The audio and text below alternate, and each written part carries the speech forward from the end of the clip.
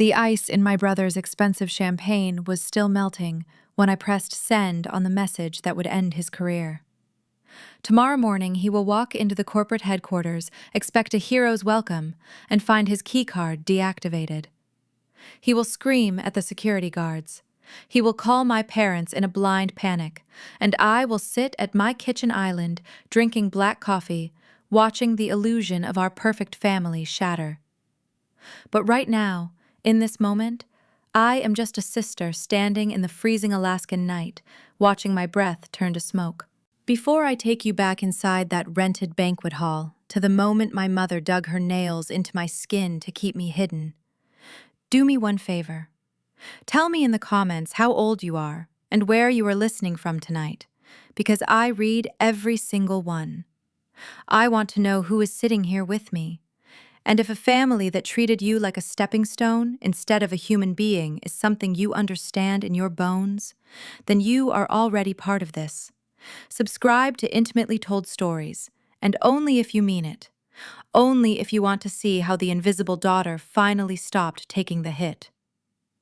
My name is Alicia Lopez, and it started with a toast I was not allowed to make. Anchorage, Alaska is a place built entirely on the concept of taking. People come here to pull oil from the frozen tundra, to drag fish from the freezing seas, to crack gold out of the bedrock. You find a resource, you drain it until it stops giving, and then you praise your own pioneering spirit. My family operated on the exact same principle. I was the resource. My brother Derek was the extractor. Tonight was the ultimate celebration of his latest harvest. At 30 years old, he had just been named Vice President of Regional Operations for Boreal Freight, one of the largest logistics contractors supplying the North Slope. The room was a sea of tailored suits, clinking crystal, and forced corporate laughter. Executives mingled with local politicians, all of them drinking top-shelf liquor paid for by Derek's enormous new signing bonus. The heat in the banquet hall was cranked high enough to fog the floor-to-ceiling windows, blurring the jagged dark outline of the Chugach Mountains outside.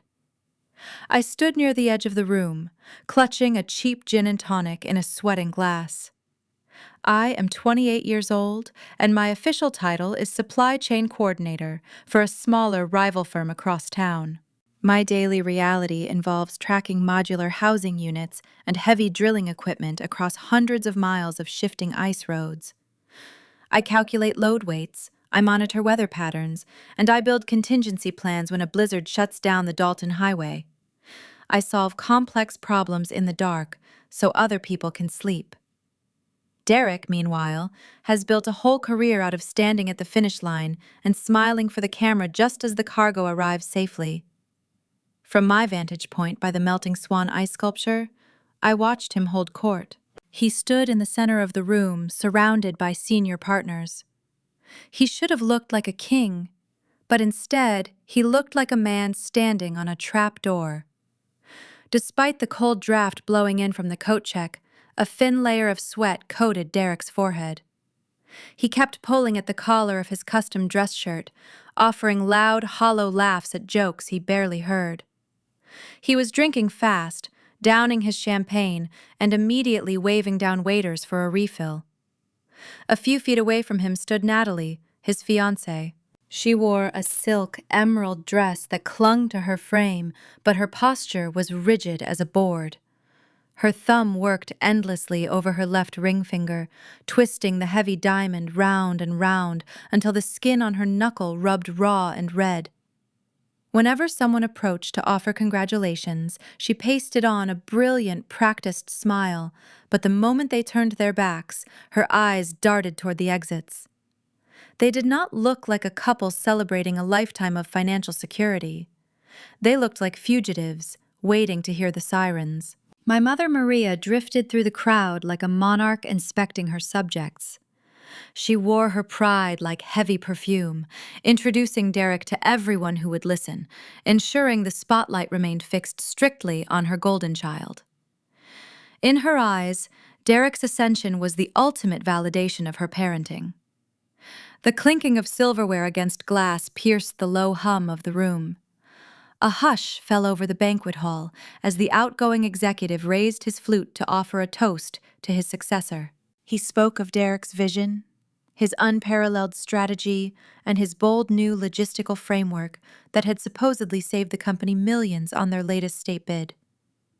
I felt a familiar, hollow ache settle deep in my ribs.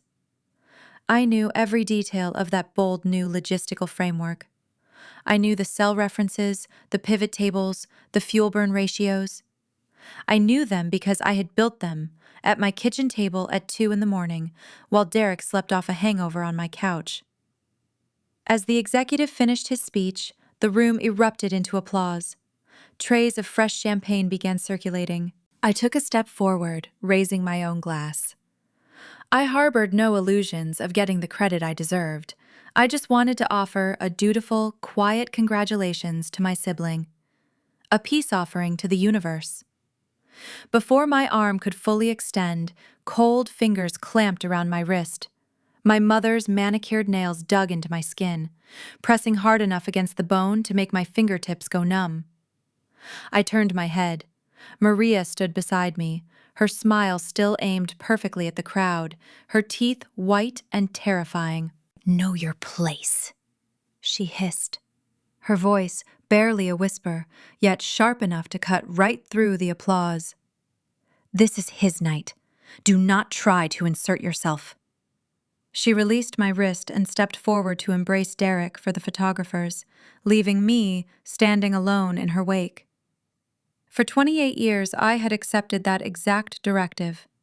I had swallowed my pride, handed over my homework, stepped out of the photographs, and allowed myself to be the invisible scaffolding holding up my brother's pristine facade. I had done it out of a desperate, misplaced hope that if I made myself useful enough, my family might eventually see my worth. But looking at the red crescent indentations my mother's nails had left on my skin, the conditioning finally broke. The fracture did not burn with anger.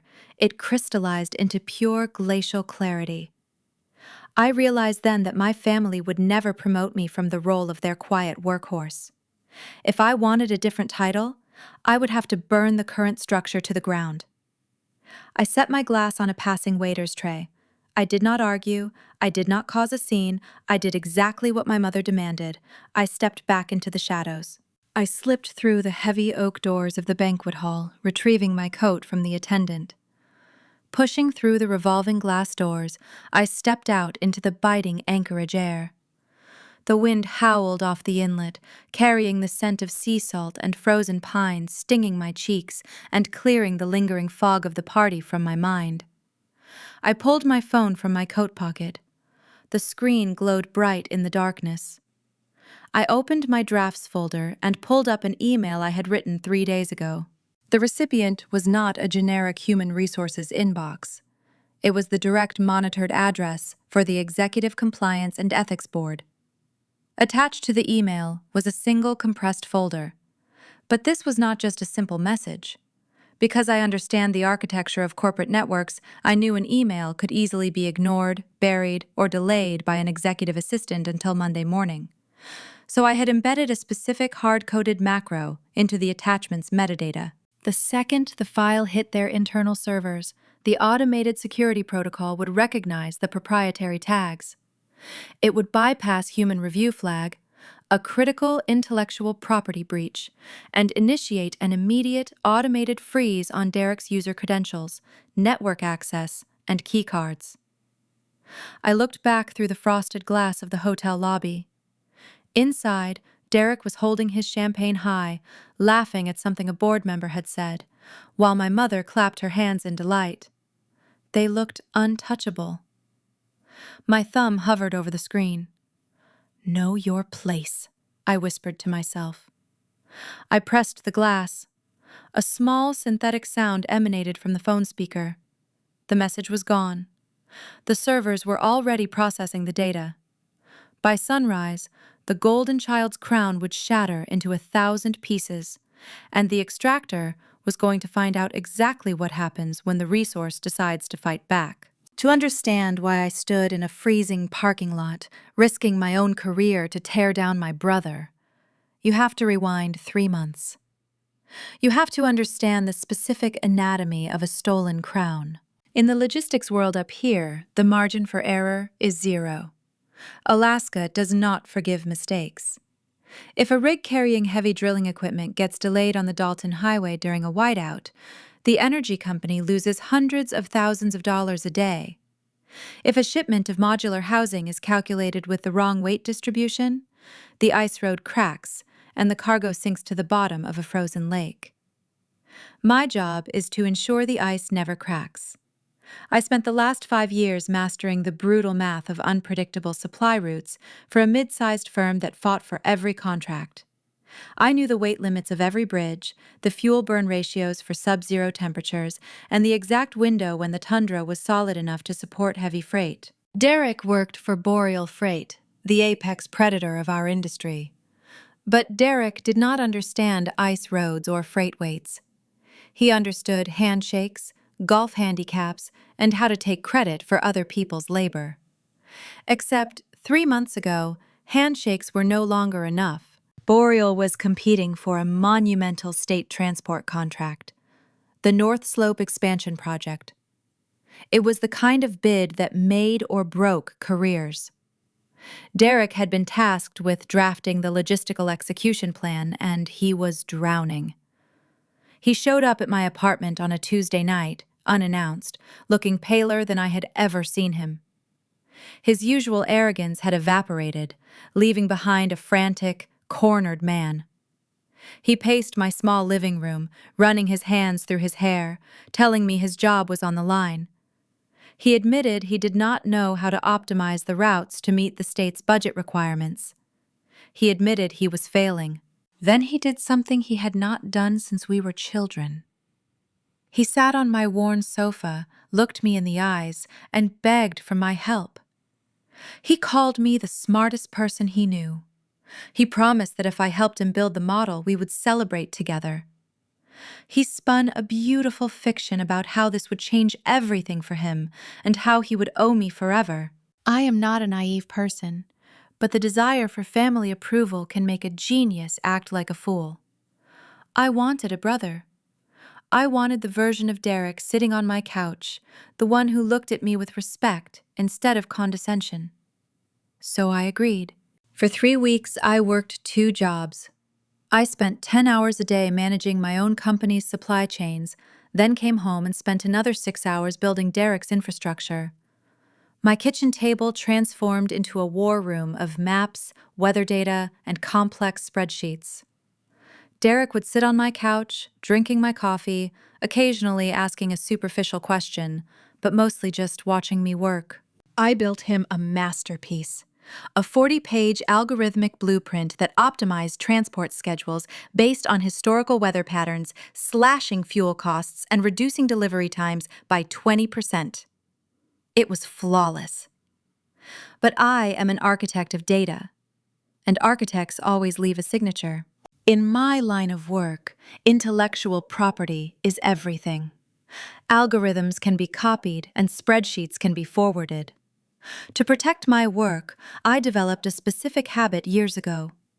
In every master workbook I create, I embed a tiny, invisible string of code, a ghost watermark. I scroll down to cell ZZ99, far beyond the view of any normal user, and input a proprietary alphanumeric sequence tied to my personal registry. I format the text to match the background color, lock the cell, and hide the formula. Unless you know exactly which coordinate to search, you will never find it. It does not affect the math, it just sits there, silently proving origin. I did not embed the ghost mark because I thought Derek would steal my work. I did it because it was muscle memory. It was my standard operating procedure. I handed him the flash drive on a Thursday morning, exhausted but proud. He hugged me tightly, told me I was a lifesaver, and walked out my door. 2 weeks later, the state announced the winning bid. Boreal Freight secured the North Slope expansion. I found out during my lunch break. I was scrolling through an industry newsletter when a photograph stopped the breath in my lungs. There was Derek, standing at a podium in a crisp navy suit, shaking hands with the governor. Behind him, projected on an enormous screen for the press to see, was a slide detailing the revolutionary logistics strategy that won the contract. I stared at the screen, my vision narrowing. The formatting on the slide was distinct. The specific shade of gray on the headers, the custom alignment of the columns, the unique nomenclature used for the fuel burn ratios. It was my spreadsheet, my algorithm, my 40 pages of sleepless nights. The article below the photograph praised Derek's brilliant, innovative mind. It quoted him discussing how he spent months developing the cost-cutting models. He had stripped my name off the cover page, slapped his own logo on the header, and submitted it as his sole creation. The promotion to Vice President of Regional Operations followed 3 days later. I left my office and drove straight to my parents' house. Derek was already there, celebrating in the kitchen with a glass of scotch. When I confronted him demanding an explanation for the theft, his expression barely shifted. The frantic, cornered brother from my living room was gone. The arrogant executive had returned. He took a sip of his drink and told me I was overreacting. He claimed he just used my ideas as a foundation and improved upon them. My voice rose, echoing off the granite countertops as I demanded he correct the record. I demanded he tell his bosses who actually built the model. That is when my father, Javier, stepped into the kitchen. He placed a heavy hand on my shoulder, his grip firm and silencing. "Allie," he said, using the nickname that usually meant he was about to deliver a hard truth. "Let it go." I spun around, staring at him in disbelief. My mother, Maria, walked in right behind him, her face set in that rigid mask of maternal authority. She did not look sympathetic. She looked annoyed that I was disrupting the celebratory mood. "Derek needs this win, Alicia," my mother said, her tone smoothing over the theft like it was a spilled drink rather than a stolen career. "You are already doing so well at your little company. You are practical. You always land on your feet. Your brother has a lot riding on this promotion. We need you to take one for the team. Be a good sister." I looked at the three of them forming a unified wall of betrayal. They knew. They fully understood that he had taken my intellectual property, and they did not care. They were asking me to absorb the loss so Derek could wear the crown.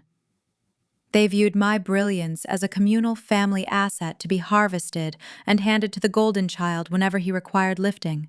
The air in the kitchen grew thin. I did not scream. I did not throw the nearby vase against the wall. I just looked at the people who were supposed to protect me and realized they were the ones holding the knife. I turned around and walked out their front door. I did not speak to Derek again until tonight at the banquet hall. Now standing in the snow outside the hotel, the memory of that kitchen confrontation hardened my resolve into something impenetrable. The bitter Alaskan wind whipped my hair across my face, but I did not feel the cold. The horizon over the Chugach Mountains began to bleed a pale, bruised purple, signaling the approach of dawn. The city was still asleep, unaware of the corporate tectonic plates shifting beneath its surface. I slid my phone into my coat pocket, keeping my hand wrapped tightly around the cold metal chassis. I waited. The trap I had set required a few hours to propagate through Boreal's security mainframe. The macro was designed to flag the metadata, trace the origin of the files Derek had claimed as his own, and execute a defensive lockdown protocol. The compliance board would wake up to red alerts warning them that their new vice president had uploaded compromised, unauthorized data into a secure state bid. The purple sky shifted to a dull gray. Traffic began to hum on the distant highway as the early shift workers started their morning commutes. Inside my pocket, the device came alive. A sharp, relentless vibration hummed against my palm. A second passed. Then another distinct buzz. Then a continuous, rapid-fire sequence of notifications, shaking the fabric of my coat. I pulled the phone out. The screen lit up the dim morning light. 3 missed calls from Derek. 5 text messages. Then my mother's contact name flashed across the display. Incoming call ringing over and over again. The macro had triggered. The system was locked. The morning avalanche had officially begun. I silenced the ringer, turned my back on the hotel, and started walking toward my car, ready to watch them drown. The sky over Anchorage had barely shifted from charcoal to a bruised purple by the time I pulled my car into my parents' driveway.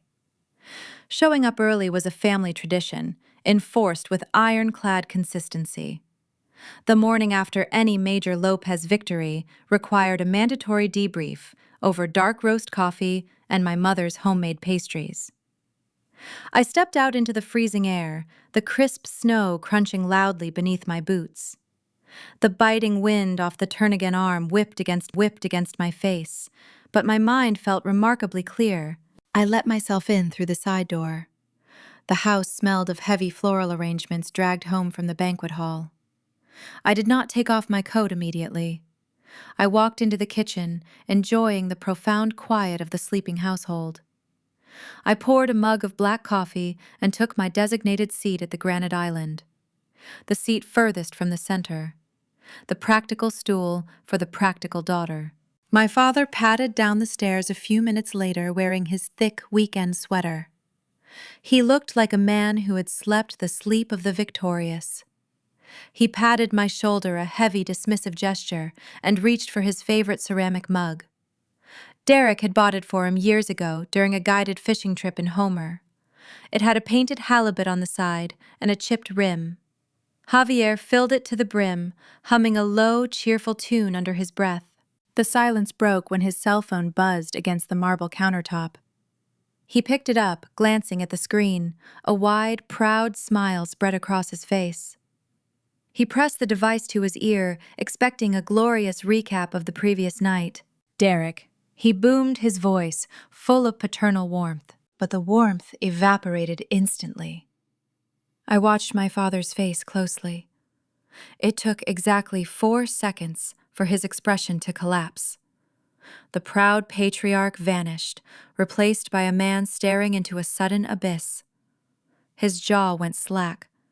The blood drained from his cheeks, leaving his skin a sickly ash color. His fingers lost their grip. The heavy ceramic mug plummeted toward the hardwood floor.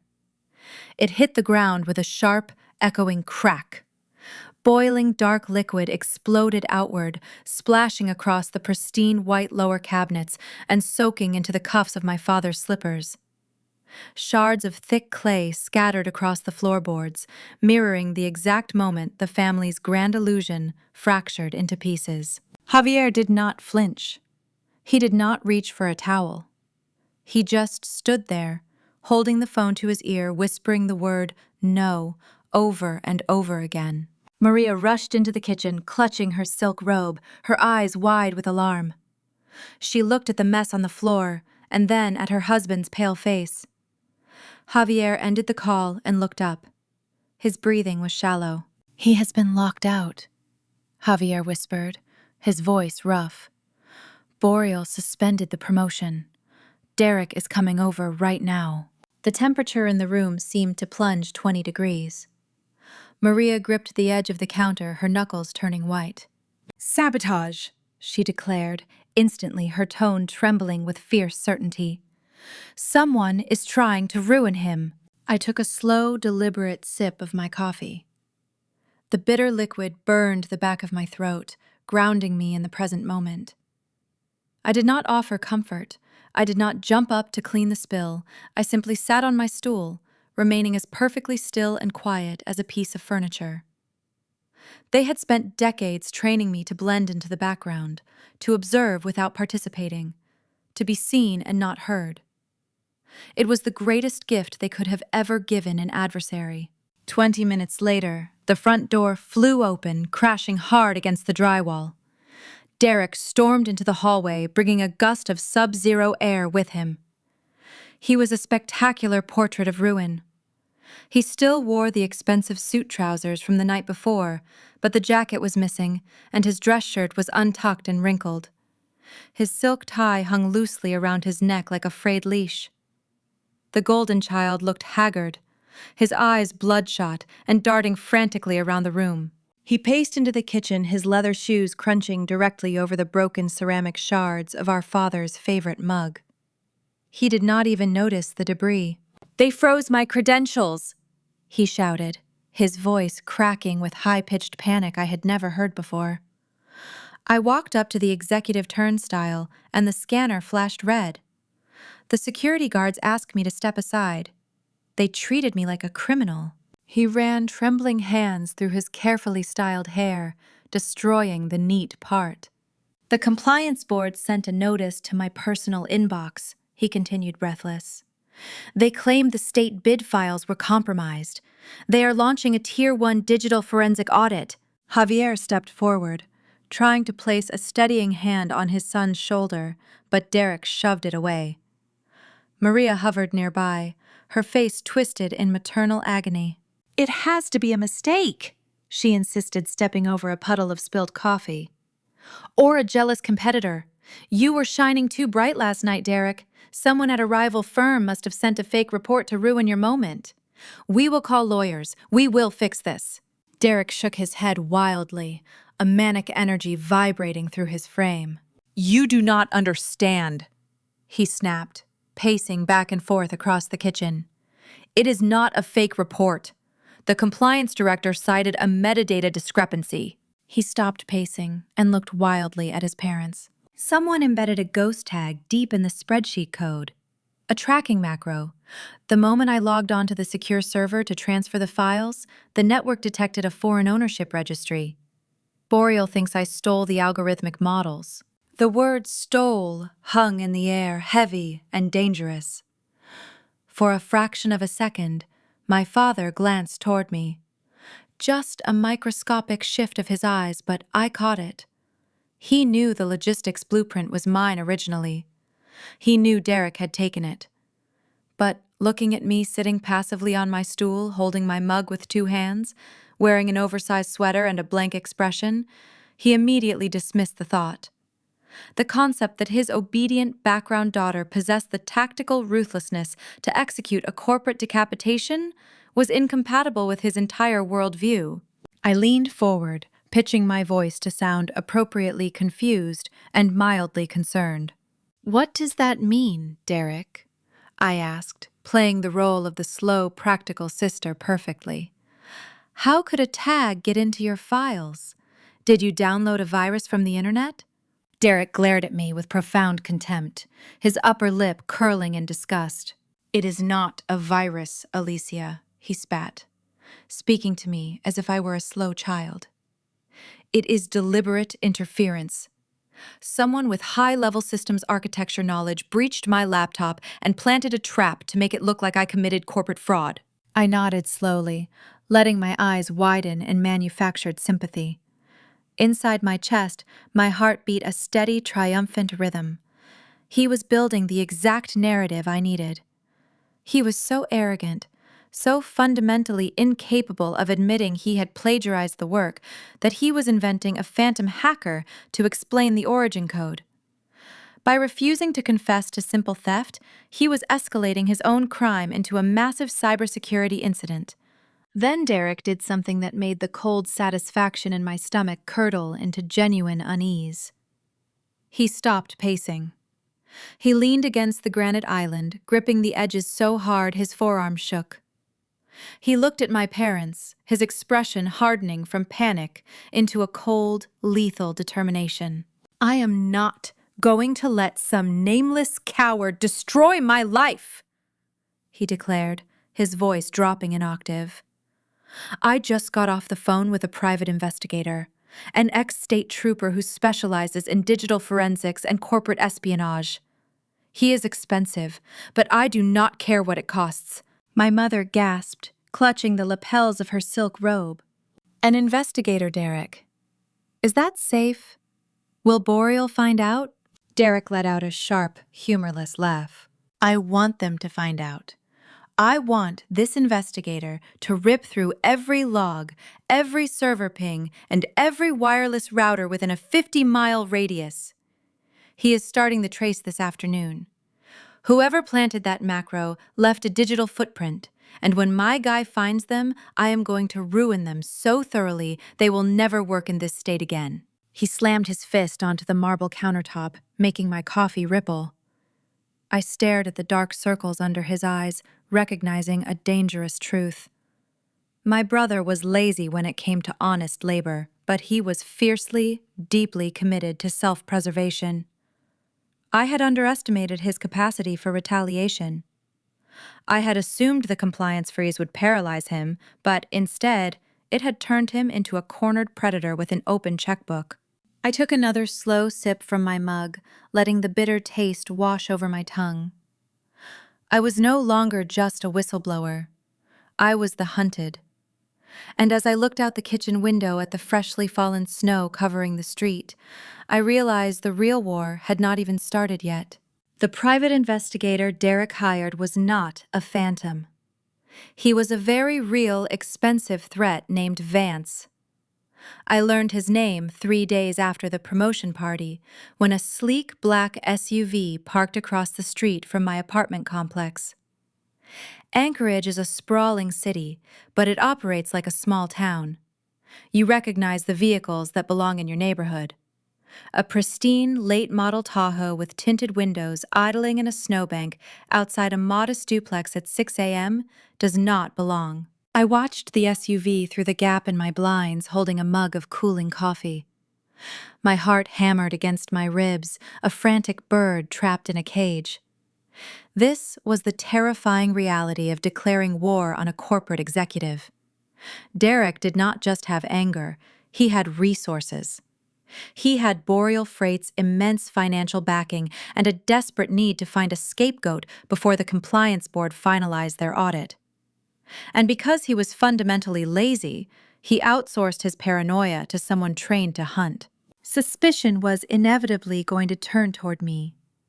Derek was arrogant, but he was not entirely stupid. He knew only a handful of people had possessed access to the raw data files before he submitted them. He knew I had built the logistical architecture. It was only a matter of time before he connected the dots between my kitchen table and the ghost watermark that froze his career. I needed to act before his investigator finished pulling the server logs. I needed to give the bloodhound a different scent. I drove to a busy coffee shop downtown, ensuring my own car was parked far away from the entrance. I wore a heavy parka and kept my head down, paying cash for a plain Americano. I sat at a corner table out of view of the security cameras and opened my laptop. I did not connect to the public Wi-Fi directly. I used a sophisticated, encrypted tunneling protocol, routing my connection through multiple proxy servers. The art of digital misdirection requires a deep understanding of what investigators actually look for. They hunt for patterns, anomalies, and grudges. So I manufactured one. I created a fake IP ping, a breadcrumb trail designed to look like a sloppy mistake made by a novice hacker. I routed the origin of the initial compliance email through a server previously assigned to a specific individual, a former senior accountant at Boreal Freight, named Thomas Hayes. Thomas Hayes had been unceremoniously terminated 2 months prior, amid rumors of minor expense account irregularities. He was disgruntled vocal about his unfair dismissal, and critically, he possessed enough internal systems knowledge to execute a metadata breach. He was the perfect red herring. I dropped the breadcrumb, making sure the digital signature was just visible enough for a skilled investigator like Vance to discover it after a week of digging. Derek swallowed the bait entirely. For the next 3 weeks, the black Tahoe disappeared from my street. Through casual conversations with my mother, I learned that Derek was obsessed with Thomas Hayes. He was convinced the former accountant was trying to extort him. He directed Vance to shadow Hayes audit his personal finances and comb through his digital footprint. Derek wasted tens of thousands of dollars and crucial weeks hunting a ghost, while the real architect of his demise continued to attend Sunday dinners eating pot roast and listening to him complain about corporate sabotage. But outsmarting a private investigator does not erase the psychological toll of being hunted. The paranoia seeped into my bones. Every time my phone rang, I assumed it was Boreal's legal team. Every time a car drove slowly past my office window, my pulse spiked. Anchorage felt smaller every day, the interconnectedness of our community becoming a suffocating blanket. I was living a double life, playing the sympathetic, practical sister by day while meticulously covering my digital tracks by night. I scrubbed my hard drives, encrypted my communications, and triple-checked every firewall on my personal devices. The exhaustion was absolute, a heavy leaden weight pressing down on my shoulders. The breaking point arrived on a Tuesday evening, following a particularly tense family dinner. The mood at the table had been suffocating. Derek had spent the entire meal pacing the dining room, complaining loudly about the compliance board's slow progress and Vance's inability to pin the hack definitively on Hayes. My parents watched him with a mixture of pity and terror, offering empty platitudes about how the truth would eventually prevail. I sat quietly, pushing roasted carrots around my plate, trying to remain invisible. When dinner finally concluded, I offered to take out the trash, eager to escape the stifling atmosphere of the house. I grabbed the heavy garbage bags and stepped out into the freezing Alaskan night. The cold air hit my lungs like a physical blow, clearing my head momentarily. I walked down the icy driveway, my boots crunching loudly in the silence of the suburban street. I did not hear him approach. Before I could open the lid of the trash receptacle, a heavy hand slammed down onto my shoulder, spinning me around violently. The garbage bag slipped from my grasp, hitting the snow with a dull thud. Derek stood inches from my face, his eyes wide and manic. The smell of scotch rolled off him in waves, mixing with the sharp scent of the frozen pines. The polished executive veneer was completely gone, replaced by raw, cornered desperation. He grabbed the lapels of my thick winter coat, his grip incredibly strong, pulling me forward until we were practically breathing the same freezing air. "You think you are so smart," he hissed, his voice a ragged whisper that sounded nothing like my brother. "You think you can just sit at that table and play dumb while my entire life burns to the ground?" I forced my expression to remain perfectly neutral, suppressing the surge of adrenaline flooding my veins. I did not struggle against his grip. I knew that any reaction, any display of fear or defiance would confirm his suspicions. "Derek, you are hurting me," I said, my voice steady, projecting confusion rather than panic. "What are you talking about?" He tightened his grip on my coat, shaking me slightly. "Do not lie to me, Alicia," he snarled, his breath hot against my cold cheek. "Vance cannot find anything concrete on Hayes. The trail leads nowhere. He thinks the hacker used a proxy shield. He thinks it was an inside job executed by someone who understands supply chain architecture intimately, someone who knows exactly how I operate." He leaned in closer, his eyes searching my face for any sign of guilt, any crack in my practical sister facade. "If I find out you had anything to do with this," he whispered, his tone dropping into a dangerous, lethal cadence. "If I find out you compromised those files because you were jealous of my success, I will destroy you. I will not just take your job, Alicia. I will make sure you are blacklisted from every logistics firm in the state. If I go down, I am taking you with me. Do you understand?" I looked into the eyes of the boy I had grown up with, the brother I had desperately wanted to impress, and saw nothing but a predator willing to consume his own family to survive. He would not work hard to build his own career, but he would work tirelessly, relentlessly to destroy anyone who threatened it. "I understand, Derek," I replied, my voice calm, matching the freezing temperature of the air around us. "I hope Vance finds whoever did this to you." He held my gaze for a long, terrifying second, weighing my response. Finally, he released his grip on my coat, shoving me backward slightly. He turned and stormed back toward the house, leaving me standing alone in the snow. I reached down to pick up the garbage bags, my hands trembling violently. The red herring had bought me time, but the clock was rapidly ticking down. The war was no longer digital. It was physical, it was personal, and it was about to escalate into a completely different kind of nightmare. When physical intimidation fails, the truly dangerous adversaries change their battlefield. Derek had grabbed my coat in the snow and issued a direct threat. But his expensive investigator found nothing. The digital trail remained obscured, pointing firmly toward a fired accountant. Derek was blinded by paranoia, but my mother operated on a different frequency. Maria did not need server logs or proxy internet addresses to understand the shifting dynamics of her household. She sensed the tension radiating between her children. She recognized that Derek viewed me as a threat. And in our family ecosystem, whenever the golden child felt threatened, Maria became the executioner. She did not use shouting or confrontations. Those tactics were too messy, too unrefined for a woman who had spent 30 years cultivating a pristine reputation in Anchorage high society. Instead, she weaponized her social network. Maria began a preemptive strike designed to isolate me, discredit my character, and ensure that if I ever did speak the truth, no one would believe a single word I said.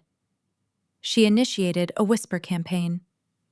It is a terrifying thing to watch your own mother dismantle your reputation, piece by piece, while wearing a mask of profound maternal concern. The effectiveness of her strategy became apparent 4 days later. I was navigating the produce aisle at the local grocery store, trying to decide between green apples and red. My cart held nothing but coffee filters and frozen dinners, the diet of a woman too exhausted to cook. I reached for a bag of coffee beans when a hand rested gently on my forearm. I turned to see Mrs. Gable, a woman who had attended every one of my childhood birthday parties and sang in the same church choir as my parents. She wore a thick winter parka and a woven scarf, but it was her expression that made my stomach drop.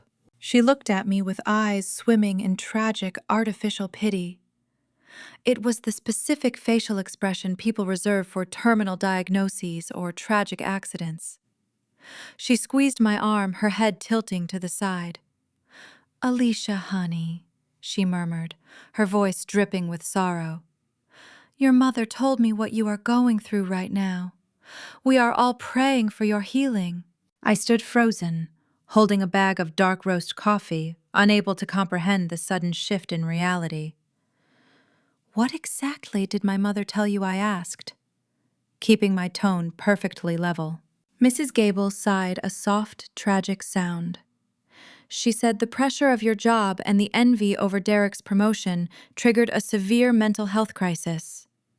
She told us you have been acting erratic, making wild accusations. She paused, leaning in closer, as if sharing a sacred secret. "There is no shame in seeking psychiatric help, Alicia. The mind is a fragile thing. We just want you to find your own peace, instead of trying to tear down your brother." The words hit me harder than the physical threat in the driveway. Psychiatric help. Erratic. Envy. Maria had woven a masterful narrative. She took my quiet demeanor, my recent isolation, and my professional competence, and twisted them into a portrait of an unstable, jealous sister suffering a nervous breakdown. If I defended myself, if I raised my voice or displayed anger right there in the produce section, I would only confirm the diagnosis she had planted. I looked at the older woman, offered a tight, silent nod, placed the coffee back on the shelf, and walked out of the store, leaving my cart abandoned in the aisle. The drive back to my apartment felt like navigating a tunnel closing in on all sides. By the time I unlocked my front door, my phone had become a steady stream of condescension. Texts from aunts, uncles, and cousins piled up on my screen. "Sending you light and love during this dark period," one cousin wrote. "It is okay to walk your own path without comparing yourself to Derek," an uncle chimed in. Every message was a nail sealing the coffin of my credibility. My extended family had swallowed the lie whole. I was officially the cracked plate of the Lopez clan. I sat on the edge of my bed, the room cloaked in the early Alaskan twilight, staring at the glowing screen of my phone. The psychological weight of the betrayal threatened to crush the breath from my lungs. This was not a corporate rivalry. This was maternal sabotage. A mother had looked at her two children and made a calculated decision to set one on fire just to provide temporary warmth for the other. She knew Derek was drowning under the weight of his own incompetence, but rather than let him face the consequences, she offered me up as a sacrificial lamb to protect his narrative. The urge to fight back roared in my ears. I wanted to open my laptop and take the raw data logs, the ghost watermark screenshots, the proof of my logistical blueprint, and post them on every social media platform available. I wanted to send the evidence to every aunt, every uncle, and every family friend who dared to look at me with pity. I wanted to scream the truth until my throat bled. I wanted to show them exactly who the real fraud was. But survival requires discipline. Releasing the evidence prematurely to clear my social reputation would only give Derek the opportunity to prepare a legal defense. It would warn Boreal Freight's compliance board that the threat came from outside their walls, shifting their focus away from his internal digital footprint. I had to bite my tongue. I had to let them think I was broken, crazy, and isolated. I had to wear the straitjacket my mother had tailored for me, because staying quiet was the only way to ensure the corporate trap I had set snapped shut with lethal precision. I tossed my phone onto the mattress, forcing myself to breathe deeply to channel the searing pain of my mother's betrayal into cold, tactical focus. The isolation was suffocating, but it was also a shield. They thought I was neutralized. They thought the Whisper campaign had driven me into a corner where I could do no further damage. I closed my eyes, ready to accept the silence of my empty apartment. Then a sharp chime pierced the quiet room. A new text message. I reached for the phone, expecting another patronizing prayer from a distant relative. Instead, the name flashing across the display made my heart skip a beat. It was not my mother. It was not Derek.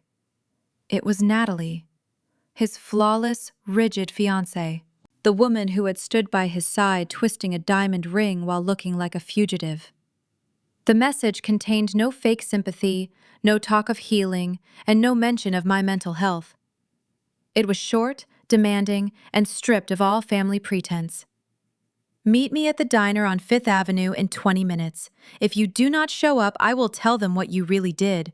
The neon sign of the Fifth Avenue diner buzzed a sickly yellow against the pitch-black Anchorage sky. It was not the kind of establishment Natalie usually frequented. There were no valet parking attendants, no linen tablecloths, and no curated wine lists. The floor was slick with melted snow and road salt tracked in by exhausted shift workers. The air smelled heavy with stale fry oil and burnt coffee. It was a place designed for people who needed cheap calories and a warm booth to escape the biting wind. It was the perfect location for a conversation you never wanted anyone in your social circle to witness. I found her sitting in a corner booth as far from the windows as possible. Natalie wore a camel-colored cashmere coat draped over her shoulders, shielding herself from the cracked vinyl upholstery. She looked entirely out of place, a porcelain doll dropped into a gravel pit. But it was her hands that drew my immediate attention. She was holding a bent metal spoon, stirring a mug of cheap diner coffee with a frantic, rigid intensity. The ceramic clinked sharply with every rotation, a harsh, erratic rhythm betraying her internal panic.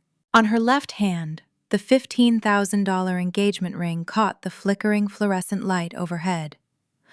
The diamond was enormous, a physical manifestation of Derek's supposed success. But watching her twist the spoon, I realized the stone was not a symbol of devotion. It was a heavy, glittering anchor tied to a sinking ship. I slid into the booth opposite her. I did not take off my parka. I did not order a drink. I simply folded my hands on the sticky laminate table and waited. I had spent the last 48 hours suffocating under the weight of my mother's whisper campaign, watching my extended family treat me like a fragile, broken thing. I expected Natalie to deploy a similar tactic. I expected fake sympathy laced with condescension. She dropped the spoon. It clattered against the saucer. She looked up, and the mask of the perfect, poised fiancé was entirely gone. There was no pity in her eyes. There was only raw, unadulterated terror. "I do not care what your mother is telling the aunts," Natalie began, her voice low and remarkably steady, despite her shaking hands. "I do not care about the narrative Maria is spinning regarding your mental health. We both know you are the most rational person in this family. We both know you triggered that compliance freeze." I kept my expression neutral, offering nothing. Denying the accusation would be a waste of breath. Confirming it would give her ammunition.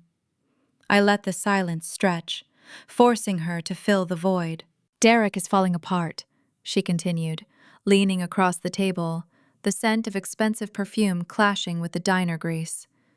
"He is pacing the house, tearing through documents, screaming at his investigator on the phone. But he is missing the point. He thinks this is just about you being angry over a stolen logistics blueprint. He thinks this is just about professional credit." She paused, swallowing hard. Her perfectly manicured fingers reached up to twist the massive diamond on her left hand, a nervous tic she could no longer control. "He is too stupid to realize how deep the water is," she whispered. "But I know. I handle our joint accounts, Alicia. I see the statements he tries to hide." The air between us grew incredibly dense. The familiar hum of the diner faded into the background. I stared at this woman, who had always treated me like an invisible nuisance, and watched her unravel. "Derek is broke," Natalie stated the words, hitting the table like lead weights. "He is worse than broke. The luxury cars, the vacations to Cabo, the tailored suits, this ring, none of it was paid for by his base salary. He has been drowning in debt for 3 years, keeping up appearances for your parents and his executive friends." I frowned, processing the information. Debt was common. Debt was manageable. A high-level corporate executive carrying a heavy balance sheet did not explain the sheer panic radiating from her pores. There was a missing piece to this equation. "A frozen promotion is a setback," I said, keeping my tone conversational.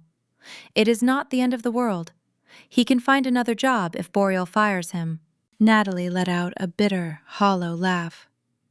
"You still do not see it, do you? You think this is just a sibling rivalry over a spreadsheet." She leaned closer until I could see the fine lines of exhaustion around her eyes. "The promotion to vice president was not just a title, Alicia. It came with a guaranteed 6-figure signing bonus, a bonus scheduled to hit his account the morning after that party.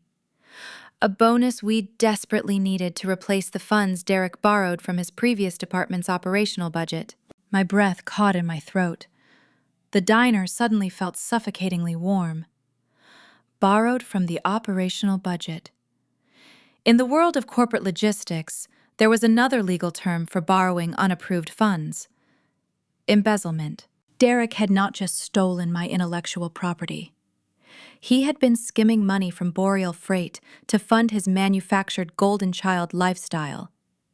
He needed the VP promotion because the massive bonus was the only way to quietly replenish the missing operational funds before the end of the year financial audit. By triggering the compliance freeze, I had not just stalled his career climb. I had accidentally paused his cover-up. "When the compliance board finishes investigating the origin of your logistics code," Natalie said, her voice dropping to a harsh whisper, "they are going to execute a full digital sweep of his previous department. They will look at his historical ledger. They will find the missing money. They will ruin him, and by extension, they will ruin me."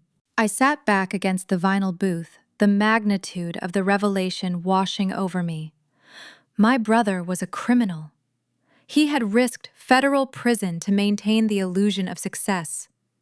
And my mother was currently destroying my reputation in the community to protect a thief. "Why are you telling me this?" I asked.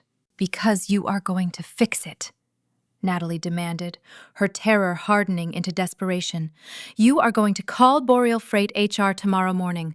You will tell them the ghost watermark was a prank. You will claim you hacked his laptop out of sibling jealousy to teach him a lesson. You will say the logistics plan is entirely his and you tampered with the file." I stared at her, struggling to comprehend the sheer audacity of her request. "You want me to confess to a cybercrime? You want me to take the fall for his theft?" "If you do not do this," Natalie threatened, her eyes narrowing into cold slits, "my father will deploy his entire law firm against you. We will bury you in civil litigation. We will sue you for defamation, tortious interference, and corporate sabotage. We will drain your savings until you cannot afford rent. Your mother has already convinced half of Anchorage that you are having a psychotic break. No one will hire you. No one will believe you. You will be professionally and financially obliterated." She sat back, crossing her arms over her cashmere coat, playing what she believed was a winning hand. She thought I was the same quiet, practical sister who always absorbed the damage to keep the peace. She thought the threat of ruin would force me back into my designated role. I looked at her twisting that heavy diamond ring. I saw a woman terrified of losing her status, willing to destroy an innocent person to maintain a comfortable lie. I placed both hands flat on the sticky table and stood up. I looked down at her, dropping my voice into a register so cold it matched the ice on the windows. "I am not going to federal prison to protect a man who stole my work to cover up his own incompetence. Tell Derek he should start looking for a very good defense attorney. And tell your father to draft whatever lawsuit he wants. Let us see how a jury reacts to a forensic audit of your joint bank accounts." Natalie's mouth opened in shock, the color draining rapidly from her face. She reached out a hand, but I was already stepping away from the booth. I walked toward the exit, pausing briefly near the cash register. I pulled a crumpled $5 bill from my pocket and tossed it onto her table. "To cover the coffee," I said, "since you are on a budget." I pushed through the heavy glass door, stepping back out into the freezing Alaskan night. The wind hit me instantly, but the cold felt clarifying. The stakes had fundamentally changed. This was no longer a battle over credit or family dynamics. I had unknowingly stumbled into a massive financial crime cover-up, and the people involved were desperate enough to destroy me to stay out of a cell. I walked across the icy parking lot toward my car, the snow crunching loudly under my boots. My mind raced, calculating the new variables, adjusting my strategy. I needed to access Boreal's internal logs. I needed to prove the embezzlement before they could frame me for the hack. I reached my car and unlocked the door. Just as I pulled the handle, my phone vibrated in my pocket.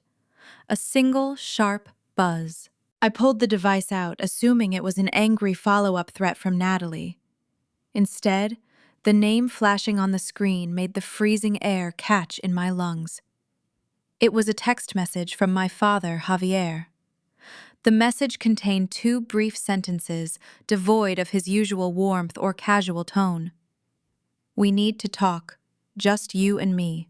The text message from my father glowed against the dark interior of my car. "We need to talk, just you and me." I stared at the illuminated screen while the heater blasted dry air across my frozen knuckles. Javier Lopez did not send cryptic messages.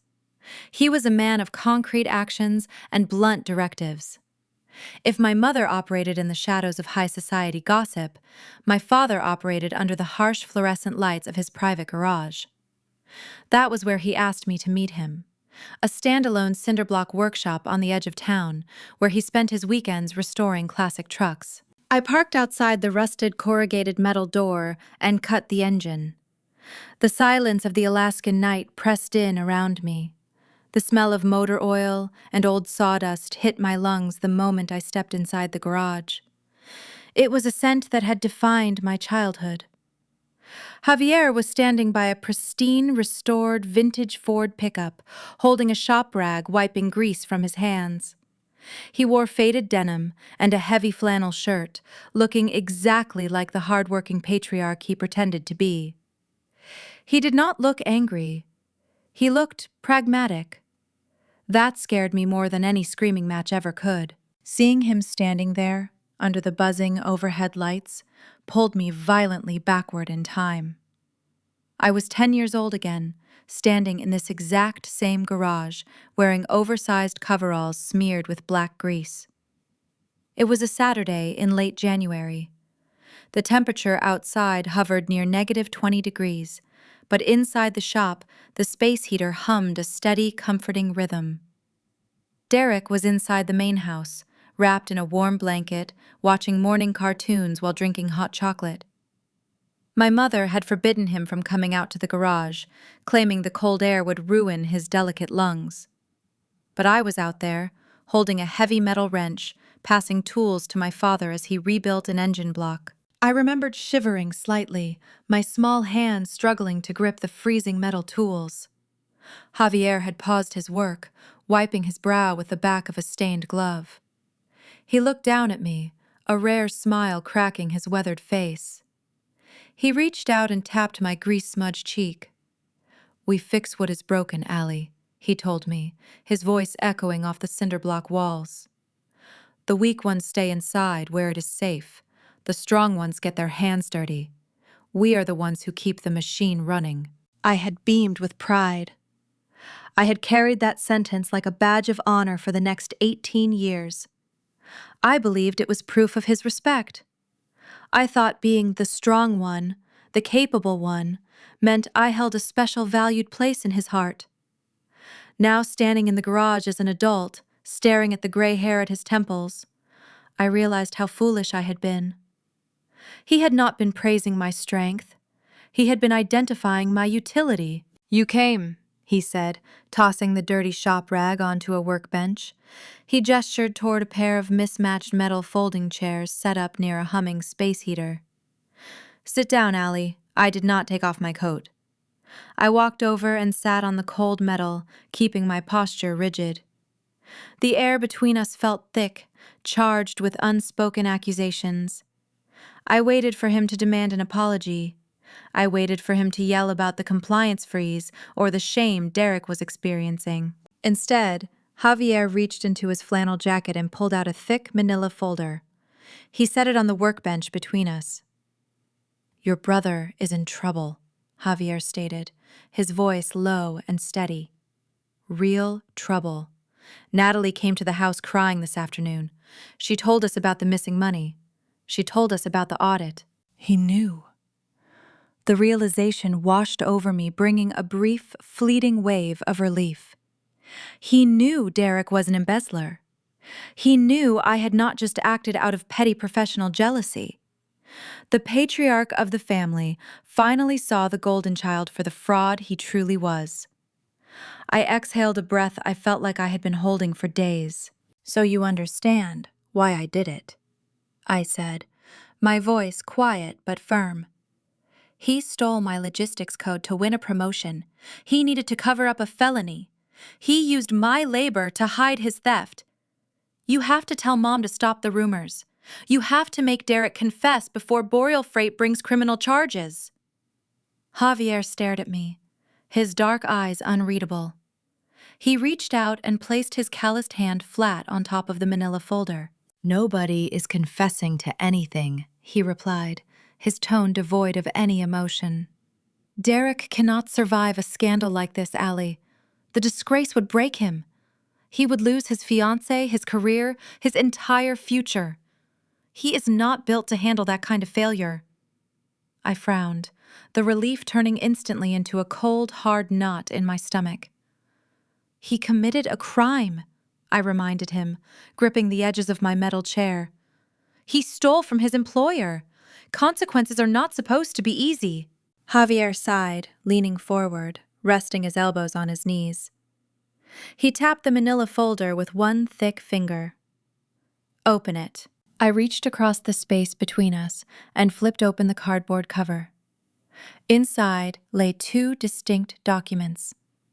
The first was a deed of trust printed on heavy legal paper. My eyes scanned the property description. It was a plot of land in the Matanuska-Susitna Valley. 10 acres of pristine wilderness overlooking a frozen glacial lake featuring a small off-grid timber cabin. It was the exact piece of property I had dreamed of owning since I was a teenager. I had kept a printed photograph of that lake on my bedroom bulletin board for years.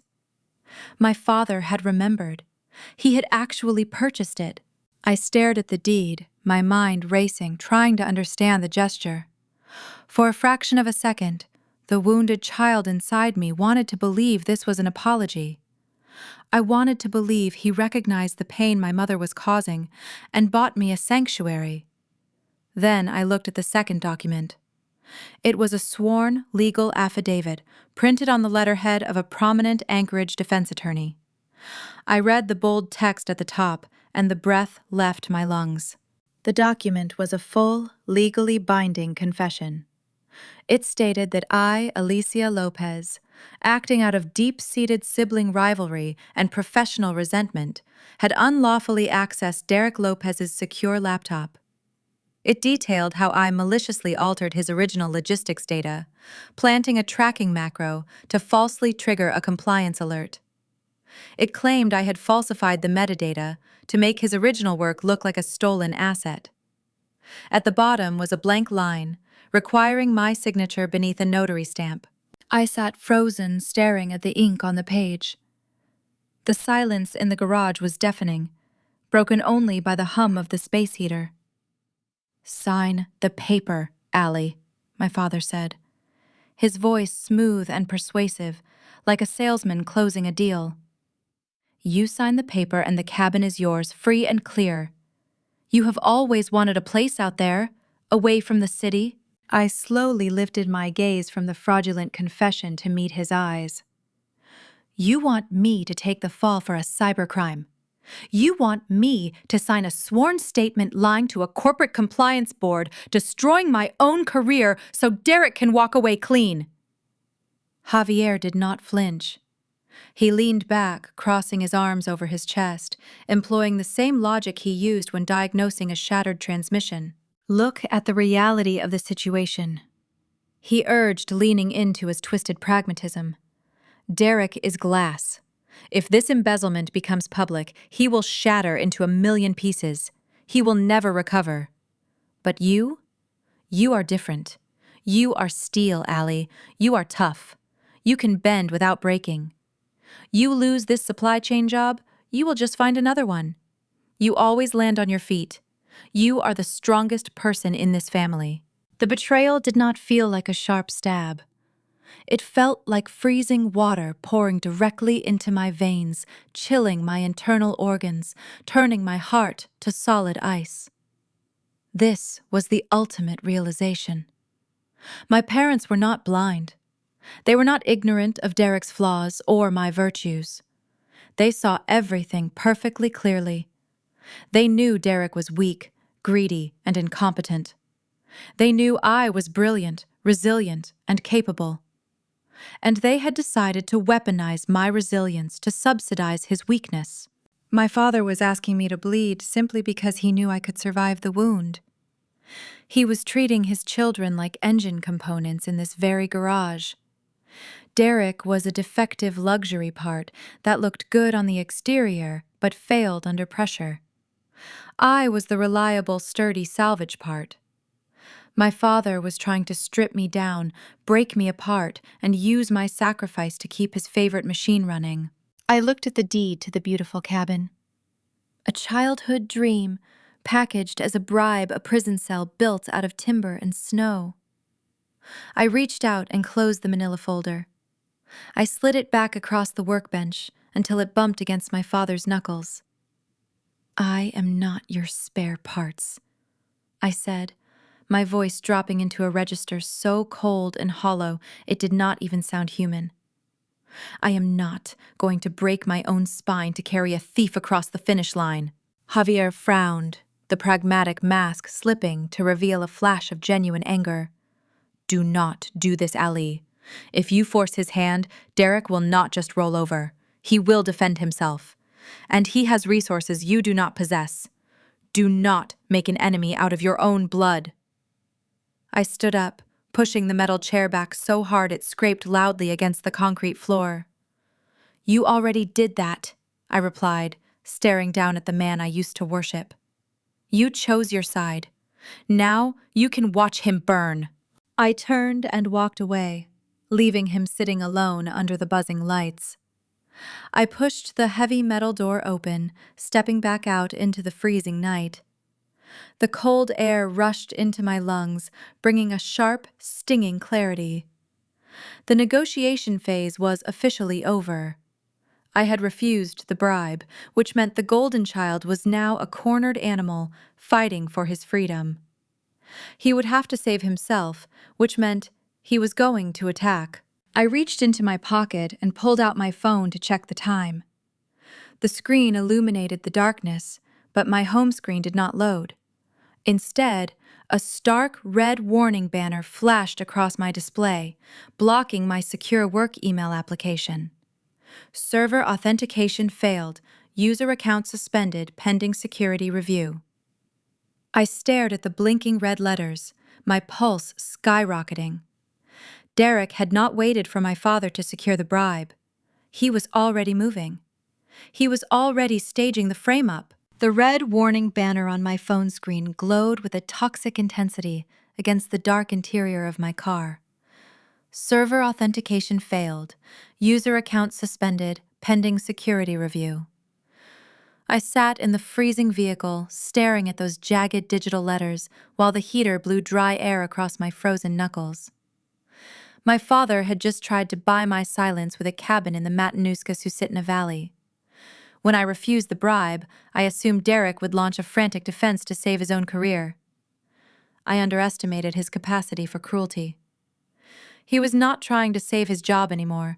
He was trying to take my freedom. I slammed the transmission into gear and pulled away from my father's garage. The tires spun briefly on the icy asphalt before finding traction. I drove through the empty streets of Anchorage, pushing the speed limit, navigating the treacherous winter roads with reckless urgency. The city was a ghost town at this hour, wrapped in a thick blanket of snow and profound silence. My mind raced faster than the engine, sorting through the terrifying implications of that locked phone screen. My work email was hosted on a secure local server at my logistics firm. Boreal Freight had no direct authority over my company network. For my account to be suspended pending a security review, someone had to trigger a catastrophic internal alarm. Derek had found a way inside. I pulled into the parking lot of my office building. The sprawling, single-story structure sat dark and quiet, save for the yellow glow of the perimeter security lights. I swiped my keycard at the side entrance. The lock clicked green. My physical access had not been revoked yet. That meant the breach was purely digital, a quiet assassination attempt hidden within the network infrastructure. I walked down the silent hallway, my boots squeaking softly against the linoleum floor. The air smelled of stale coffee ozone and printer toner. I reached my cubicle and tapped the spacebar on my keyboard. The dual monitors flared to life, blinding me momentarily. Instead of my familiar desktop displaying transit routes and weather overlays, a stark gray screen filled both monitors. Workstation locked. Contact System Administrator. I sank into my ergonomic chair, the gravity of the situation pulling the air from my lungs. A standard corporate lockdown was an inconvenience. A targeted security freeze initiated in the middle of the night meant someone had planted contraband. Derek was framing me. He knew the compliance board at Boreal Freight was digging into his financial history.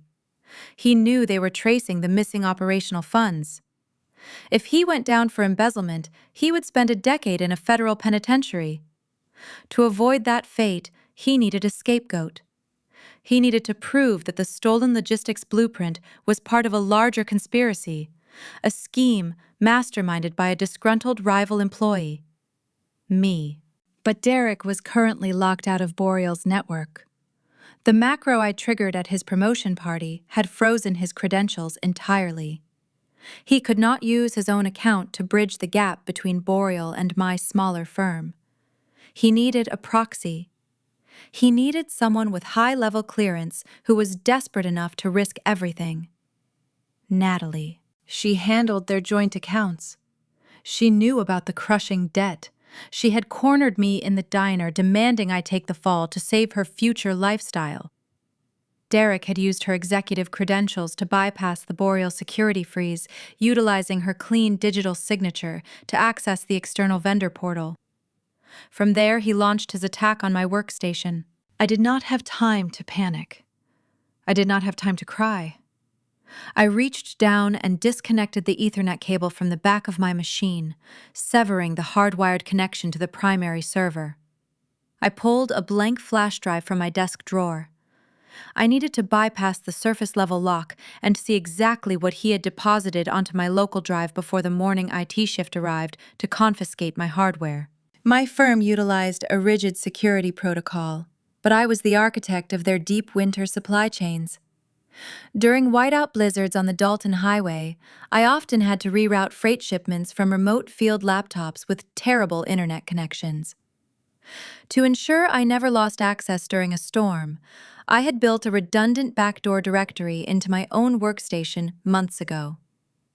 It was an unauthorized workaround, born of necessity, and it was about to save my life. I rebooted the computer, holding down the specific sequence of keys to launch the machine in safe mode. The gray lock screen vanished, replaced by a stark black command terminal. My fingers flew across the keyboard, typing lines of code into the flashing prompt. The silence in the office amplified every keystroke, making it sound like rapid gunfire. I bypassed the administrative firewall and forced the hard drive to mount in read-only mode. The file directory populated on the screen in plain text. I navigated to my hidden temporary folders, searching for recent deposits. I found a compressed archive created just 3 hours ago. The timestamp matched the exact moment I was sitting in the diner listening to Natalie threaten me. I unpacked the archive directly into the command terminal, viewing the raw data. My stomach twisted into a tight, painful knot.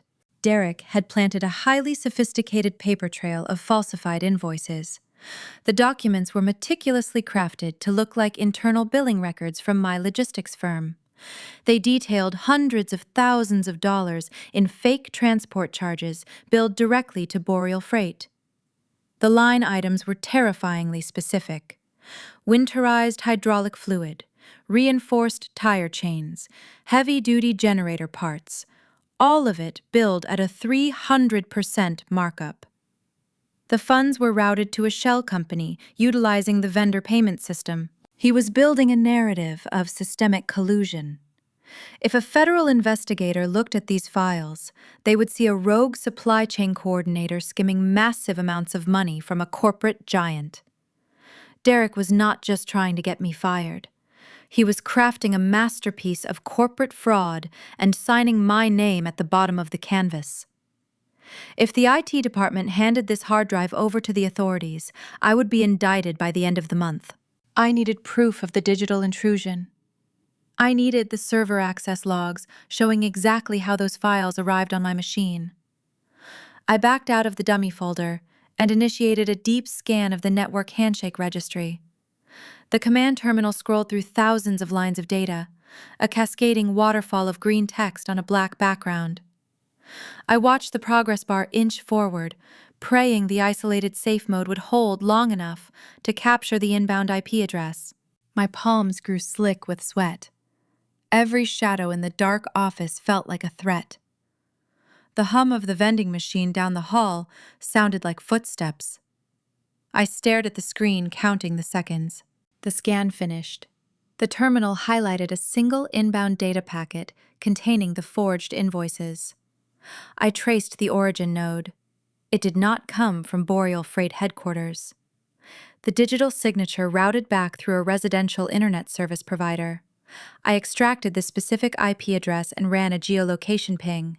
The coordinates translated to a high-end residential subdivision on the south side of Anchorage. It was the exact neighborhood where Derek and Natalie shared their luxury townhome. The digital fingerprint was undeniable. Derek had used Natalie's credentials from their home network to plant felony evidence on my computer while I was out of the house. I copied the entire Handshake registry, the IP trace, and the raw data packets of the falsified invoices onto my flash drive. The transfer felt agonizingly slow. I watched the percentage climb, 20%, 50%, 80%. I clutched the edge of the desk, my knuckles white, preparing to rip the drive out at the first sign of an interruption.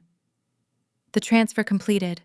I pulled the small metal drive from the USB port and shoved it deep into my pocket. I shut down the terminal, forcing the computer to reboot back into the locked gray screen. I plugged the Ethernet cable back into the wall, restoring the illusion that the machine had remained untouched since the security freeze initiated. I slumped back in my chair, running a trembling hand over my face. I possessed the evidence to prove the frame-up, but it felt like holding a shield made of paper.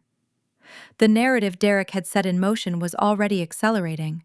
The overhead fluorescent lights flickered and buzzed to life, bathing the cubicle farm in harsh artificial daylight. The morning shift was arriving.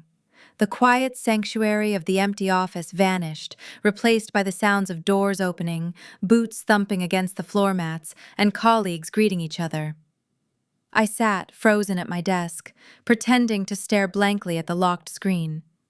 I heard heavy, deliberate footsteps approaching down the main aisle. My manager stood at the entrance to my cubicle. His name was Miller, a stern, pragmatic man who cared only about keeping his clients happy and his freight moving. He usually greeted me with a nod and a cup of coffee, asking for the overnight weather reports from the northern routes. Today, he carried no coffee. His face was devoid of warmth, his posture rigid and uncomfortable. He held a thick legal envelope in his right hand. The crisp white paper bore the unmistakable embossed logo of Boreal Freight.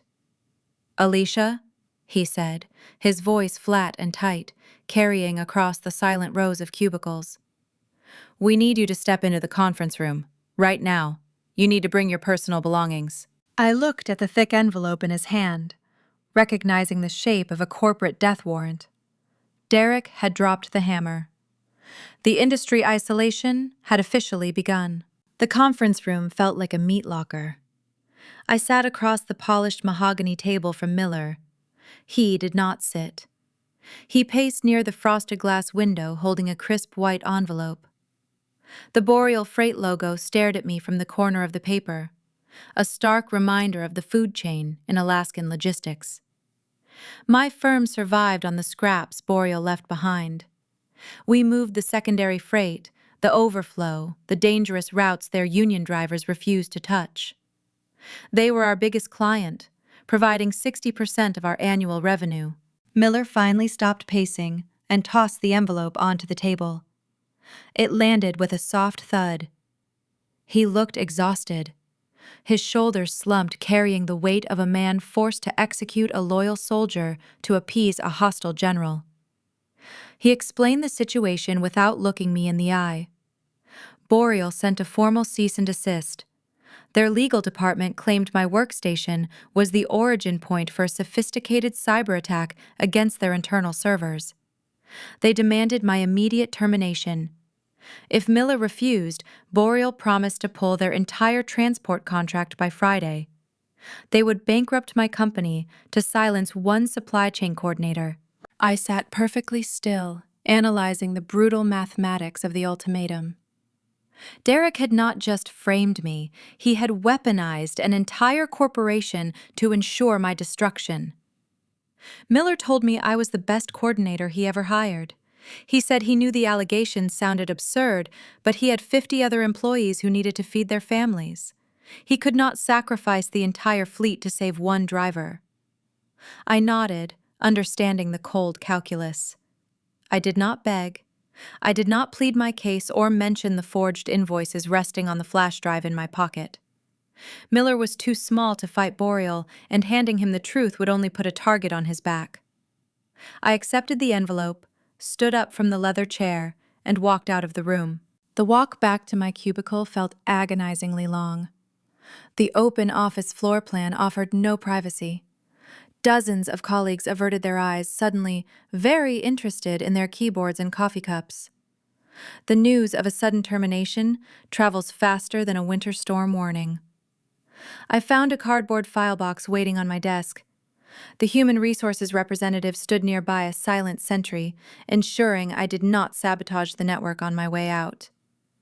I began emptying my drawers. I packed my thermal gloves, my spare headset, a framed photograph of the Matanuska Susitna Valley Lake. Then my fingers brushed against a heavy silver stapler. The cold metal sent a sharp shock up my arm. Derek gave me that stapler 5 years ago when I landed my first logistics job. He had engraved my initials on the bottom, telling me I was going to hold the industry together. It was a rare moment of genuine sibling pride, an artifact from a time before corporate ambition rotted his soul. I picked it up, feeling its familiar weight. It represented the brother I thought I had, the family I spent my entire life trying to impress. I set the silver stapler down, leaving it sitting alone on the bare laminate desk. I did not need it anymore. I hoisted the cardboard box into my arms and walked toward the exit, feeling lighter and heavier all at once. The glass doors slid open, releasing me into the freezing Alaskan morning. The sun barely peeked over the Chugach Mountains, casting long gray shadows across the snow-covered parking lot. The wind whipped around my legs, biting through my slacks. I walked to my car, dumped the box onto the passenger seat, and climbed behind the wheel. I sat in the driver's seat, gripping the leather steering wheel until my knuckles turned white. My breath plumed in the cold air. The reality of the situation crashed over me like a breaking wave. I was jobless. I was isolated. I was staring down the barrel of a federal fraud investigation. My brother had systematically dismantled my life in less than 24 hours. I turned the ignition, listening to the engine roar to life, trying to draw some warmth from the vents. Anchorage is an unforgiving place for the unemployed. The cost of living is steep, the winters are dark, and the industry circles are incredibly tight. I put the car in gear and drove out of the lot, leaving behind the only career I ever knew. The next 4 days redefined the concept of isolation. I turned my apartment into a bunker. I applied for every open supply chain position in the state. I sent out dozens of resumes, crafted, tailored cover letters, and leveraged every professional contact I had accumulated over 5 years. The silence was deafening. Recruiters who used to hound my inbox suddenly stopped returning my calls. Former vendors read my messages and ignored them. The Alaskan logistics community is a small, interconnected web, and a severed thread is noticed immediately. But it was not just the Boreal threat keeping the doors locked. The Whisper campaign had reached terminal velocity. My mother had done her job perfectly. Maria planted the seeds of my supposed mental breakdowns so deep they took root in the local business community. A hiring manager at a mid-sized shipping firm actually answered his phone on the 3rd day. He sounded uncomfortable, hesitant to speak. He told me he heard about my erratic behavior. He mentioned rumors of professional jealousy and instability. He suggested I take some time to heal before re-entering the workforce. He hung up before I could defend myself. Derek provided the corporate execution, but my mother supplied the social poison. Together they built an invisible wall around me, ensuring I would starve in the cold while they enjoyed the warmth of their manufactured success. By Friday night, the walls of my small apartment felt like a closing vice. The sun set early, plunging the city into a deep 18-hour darkness. I sat at my kitchen table, the only illumination coming from the harsh glow of my laptop screen. I opened my banking application and stared at the numbers. The screen showed my meager savings account. I opened a spreadsheet and began the grim task of calculating my survival runway. Rent, utilities, groceries, gas. If I cut my expenses to the absolute bone, turning the thermostat down to 60 degrees and eating nothing but rice and beans, I had exactly 3 months before the account hit zero. 3 months before the eviction notices started arriving. Fear crept up my spine, wrapping icy fingers around my throat. The psychological toll of the last week pressed down on me, threatening to crush my resolve. I looked at the flash drive sitting next to my keyboard. The evidence of Derek planting the fake invoices. It proved my innocence, but who could I show it to? The police would confiscate the drive and hand it to federal investigators, triggering a years-long legal battle I could not afford to fight. Boreal Freight would bury me in civil litigation long before a criminal trial ever convened. The truth felt like a useless weapon against an enemy with infinite ammunition. I rested my forehead against the cool edge of the table, closing my eyes against the stinging tears of frustration. The conditioning I fought so hard to break started whispering in my ear. It told me to surrender. It told me to call my father, sign the fraudulent confession, take the cabin and disappear into the wilderness. It told me fighting was pointless because the house always wins. The urge to give up was a heavy, seductive blanket, offering the only relief available. I reached out, letting my fingers hover over the phone. One call to Javier and the pain would stop. The silence in the apartment shattered. My phone rang, vibrating fiercely against the wooden table. I jolted upright, my heart hammering a frantic rhythm against my ribs. I stared at the glowing screen. Unknown caller. It could be Derek, calling to gloat. It could be Natalie, issuing another ultimatum. It could be the authorities. I took a deep, shaky breath and picked up the device. I swiped the screen, accepting the call, but I did not speak. I held the phone to my ear, letting the silence stretch, challenging whoever was on the other end to make the first move. The background noise on the line sounded like a busy downtown street, the faint hum of traffic and the sharp blast of a freezing wind. "Are you finished feeling sorry for yourself?" The voice was crisp, authoritative, and decidedly female. It lacked the frantic edge of Natalie or the manufactured concern of my mother. It was a voice accustomed to issuing orders and having them followed without question. "Who is this?" I asked, my voice rough from hours of disuse. The woman on the other end let out a short, humorless sound. "I am someone who is very tired of watching mediocre men fail upward, while competent women are asked to clean up their mess," she replied. The words clipped and precise. "I saw the macro you embedded in the logistics blueprint. It was a brilliant piece of digital architecture. Your brother is too stupid to write a line of code that elegant. He is also too stupid to cover his tracks when stealing from his own operational budget." The breath caught in my throat. I stood up from the kitchen table, my chair scraping loudly against the linoleum. The fatigue vanished, replaced by a sudden, searing jolt of adrenaline. "You know about the embezzlement?" I whispered, gripping the edge of the counter. "I know what your brother did," the woman corrected, her tone dropping into a serious, lethal register. "And I know he is currently trying to frame you for it to save his own skin. He thinks he can use Boreal Freight as a shield. He is wrong. Meet me tomorrow at the Glacier Brew House downtown, noon. Do not be late and do not tell anyone you are coming." Before I could ask for a name, the line went dead. The dial tone buzzed in my ear, a steady, continuous hum. I lowered the phone, staring at the dark screen. The crushing weight of isolation lifted just a fraction, letting a sliver of oxygen back into my lungs. The game was not over. The Golden Child had made a mistake. He left a loose thread inside his own corporate fortress, and someone was handing me the scissors to cut it. The Glacier Brew House was a cavernous restaurant in the heart of downtown Anchorage, designed to look like a rustic lodge.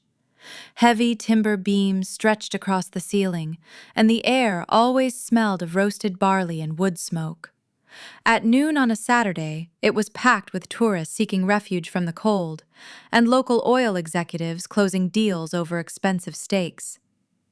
I walked through the double doors, shedding the bitter chill of the street.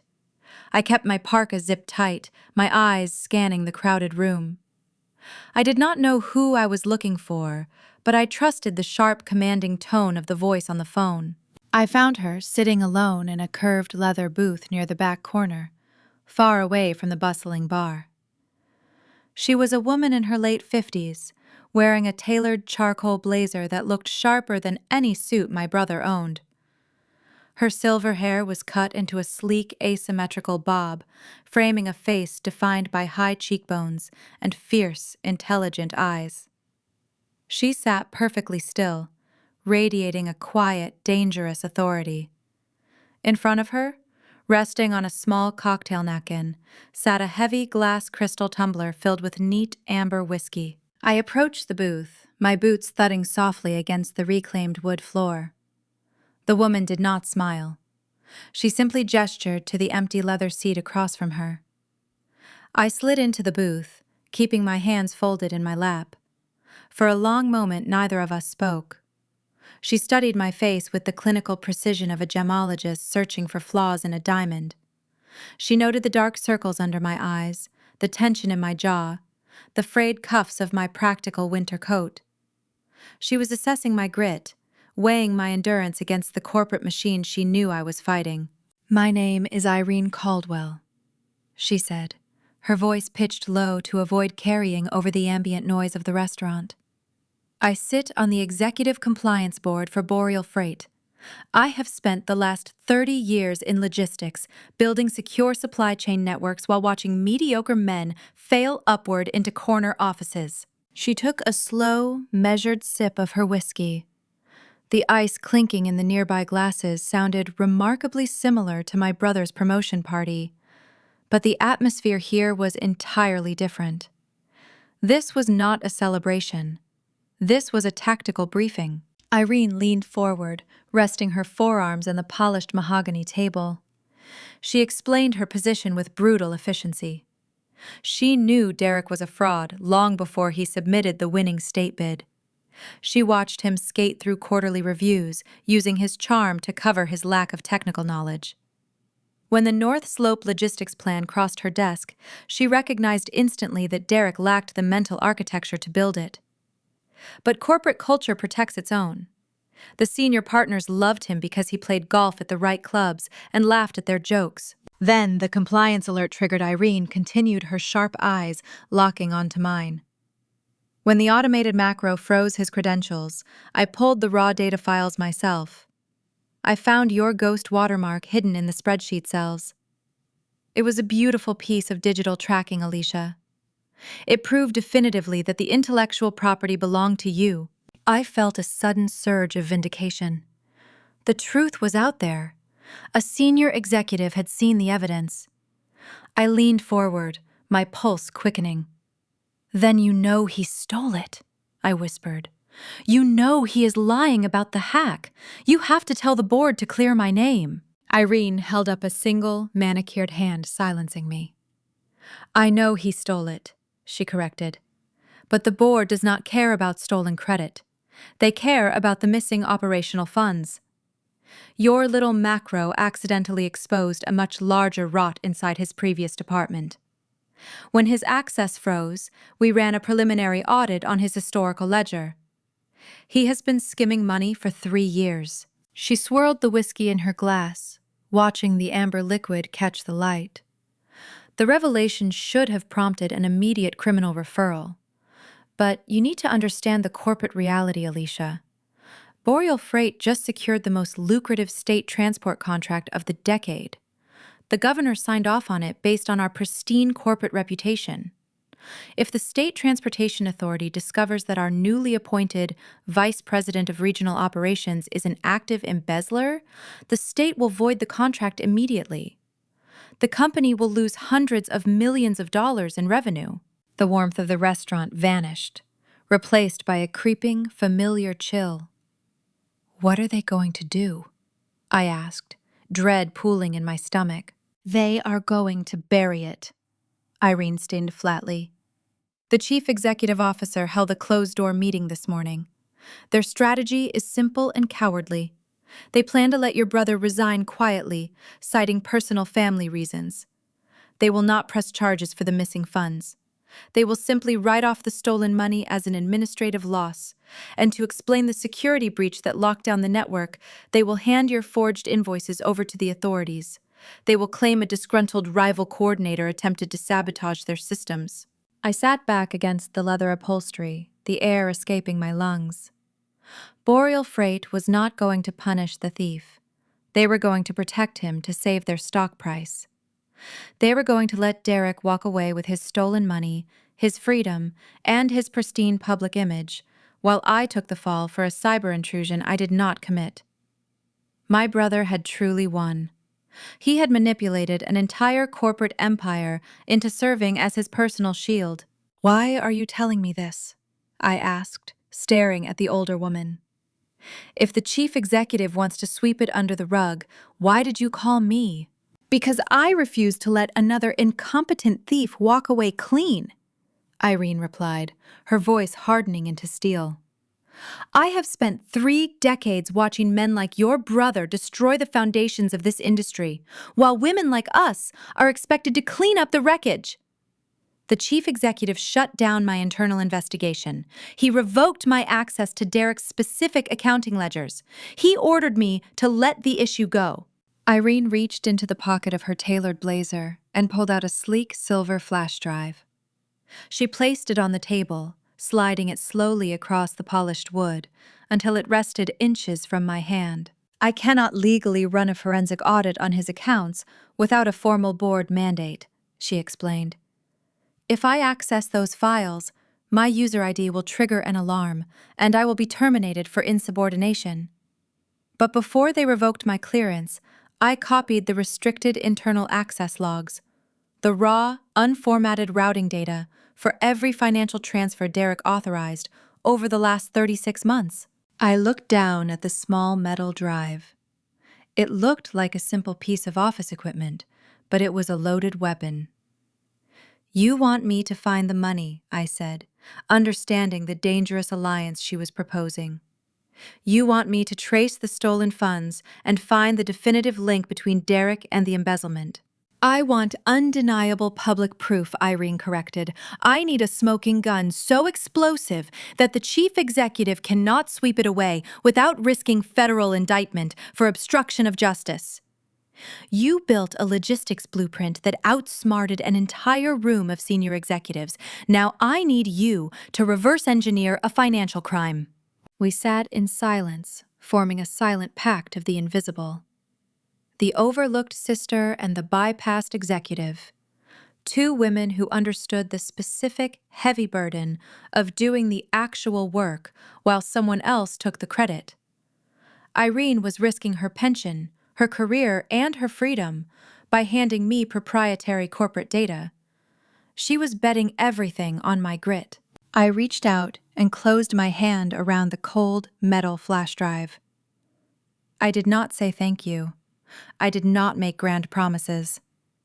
I simply nodded, slipping the drive into the deep pocket of my parka. Irene finished her whiskey in one smooth motion, placed a crisp $50 bill on the table, and stood up. Do not contact me until you have the proof, she instructed, buttoning her blazer. And Alicia, do not miss. She turned and walked out of the restaurant, disappearing into the crowded lobby. I sat in the booth for a few minutes longer, letting the adrenaline burn through my veins. The crushing weight of isolation that had suffocated me for days evaporated. The fear, the sadness, the desperate longing for my parents' approval, all of it burned away, leaving behind a cold, tactical clarity. I left the restaurant and drove straight back to my apartment. The small space no longer felt like a prison. It felt like a bunker. I moved my dining table into the center of the living room, clearing away the useless clutter of daily life. I dragged my high-capacity external monitors out of the closet and linked them to my encrypted laptop. I set up my whiteboards, arranging my markers and sticky notes with surgical precision. I was done playing the victim. I was done waiting for my family to realize my worth. They had priced me as a sacrificial lamb, treating my life as a disposable asset. They assumed I would simply accept the slaughter. They were wrong. I plugged the silver flash drive into my computer, watching the restricted data flow across my screens. The raw numbers reflected thousands of transactions, a labyrinth of corporate deceit designed to confuse and exhaust anyone trying to follow the trail. I cracked my knuckles, staring at the glowing data. I was no longer the prey hiding in the snow. I was the apex predator, and the hunt for my brother's stolen money had officially begun. I locked the door of my apartment, closed the blinds, and dove into the data. For the next 48 hours, I existed in a state of hyper-focused isolation. I drank black coffee until my hands shook, ordering cheap takeout delivery so I would not have to step away from the glowing screens. The internal access logs Irene provided were a tangled mess of corporate jargon, routing numbers, and intentionally obscured financial pathways. It was a digital labyrinth designed to exhaust any auditor who dared to enter. But Derek had forgotten one crucial detail when he decided to play the role of a criminal mastermind. He was stealing from a logistics budget, and logistics was my native language. I set up 3 massive monitors on my dining table, transforming my small living space into a forensic laboratory. On the left screen, I pulled up the public state transport manifests, matching dates and delivery schedules for the North Slope expansion project. On the right screen, I displayed the restricted internal ledgers detailing every vendor payment Boreal Freight authorized over the last 3 years.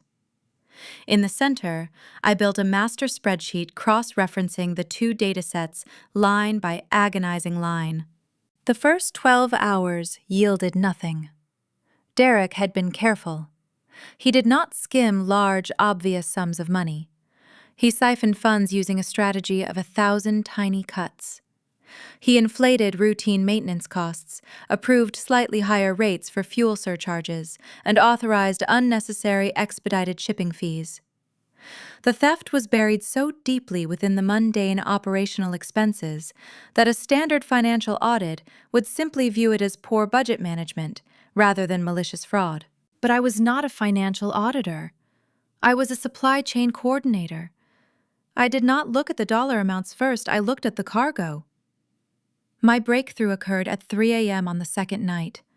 I was scrolling through a dense list of equipment requisitions approved by Derek's previous department.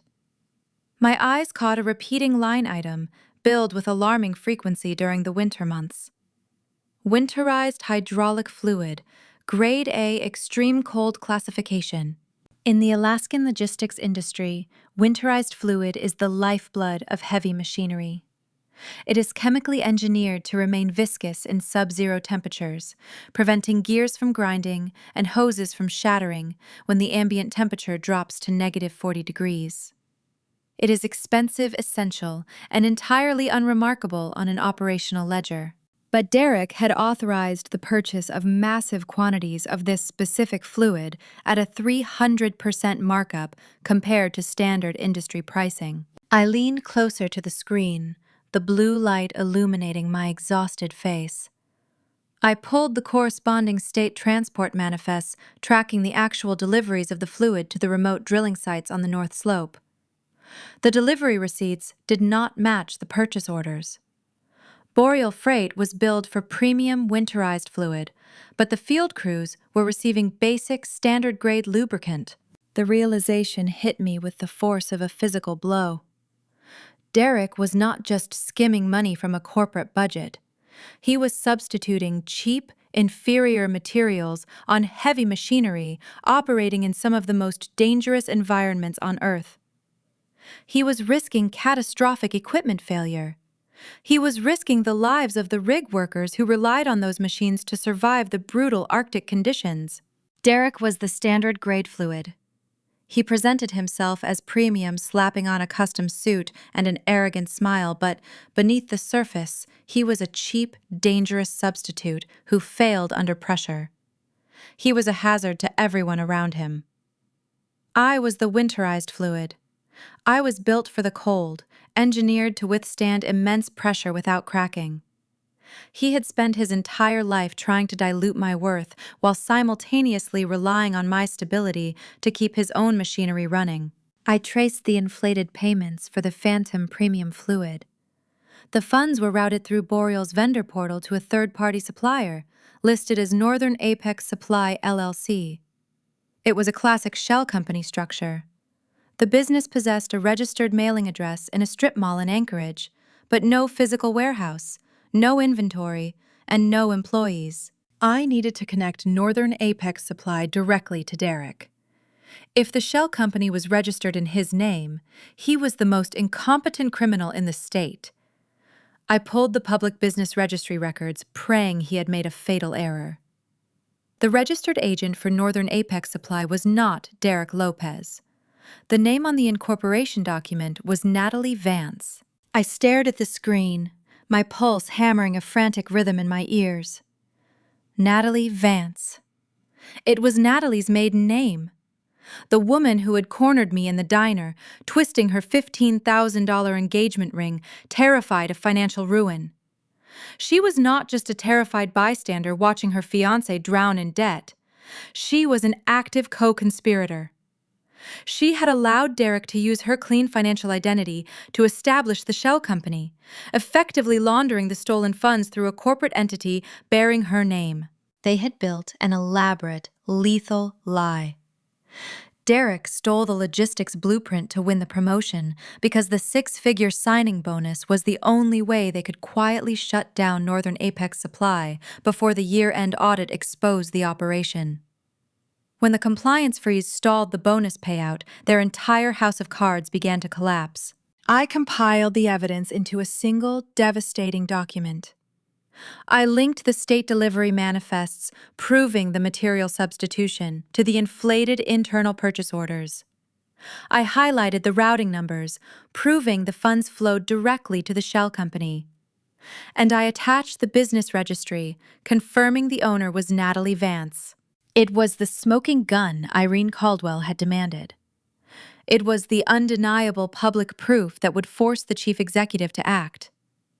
It was the weapon that would finally destroy the golden child narrative my parents had forced me to worship for 28 years. I leaned back in my chair, running a trembling hand over my face. The sheer magnitude of the betrayal settled heavily in my chest. My brother was a criminal. My mother was a character assassin, and my father was willing to sacrifice my freedom to maintain the illusion of a perfect family. I had spent my entire life trying to earn a seat at their table, completely blind to the fact that the table was built on a foundation of fraud and extortion. I closed the laptop, severing the connection to the data logs. The silence in the apartment felt different now. It was no longer the suffocating isolation of the hunted. It was the quiet anticipation of the predator waiting for dawn. I stood up, intending to make another pot of coffee, when my phone buzzed on the kitchen counter. A single sharp vibration, breaking the stillness of the room. I walked over and picked up the device. The screen displayed a text message from Derek. I stared at the name, the letters glowing brightly in the dim light. I had not spoken to my brother since he grabbed my coat in the snow, issuing his desperate threat.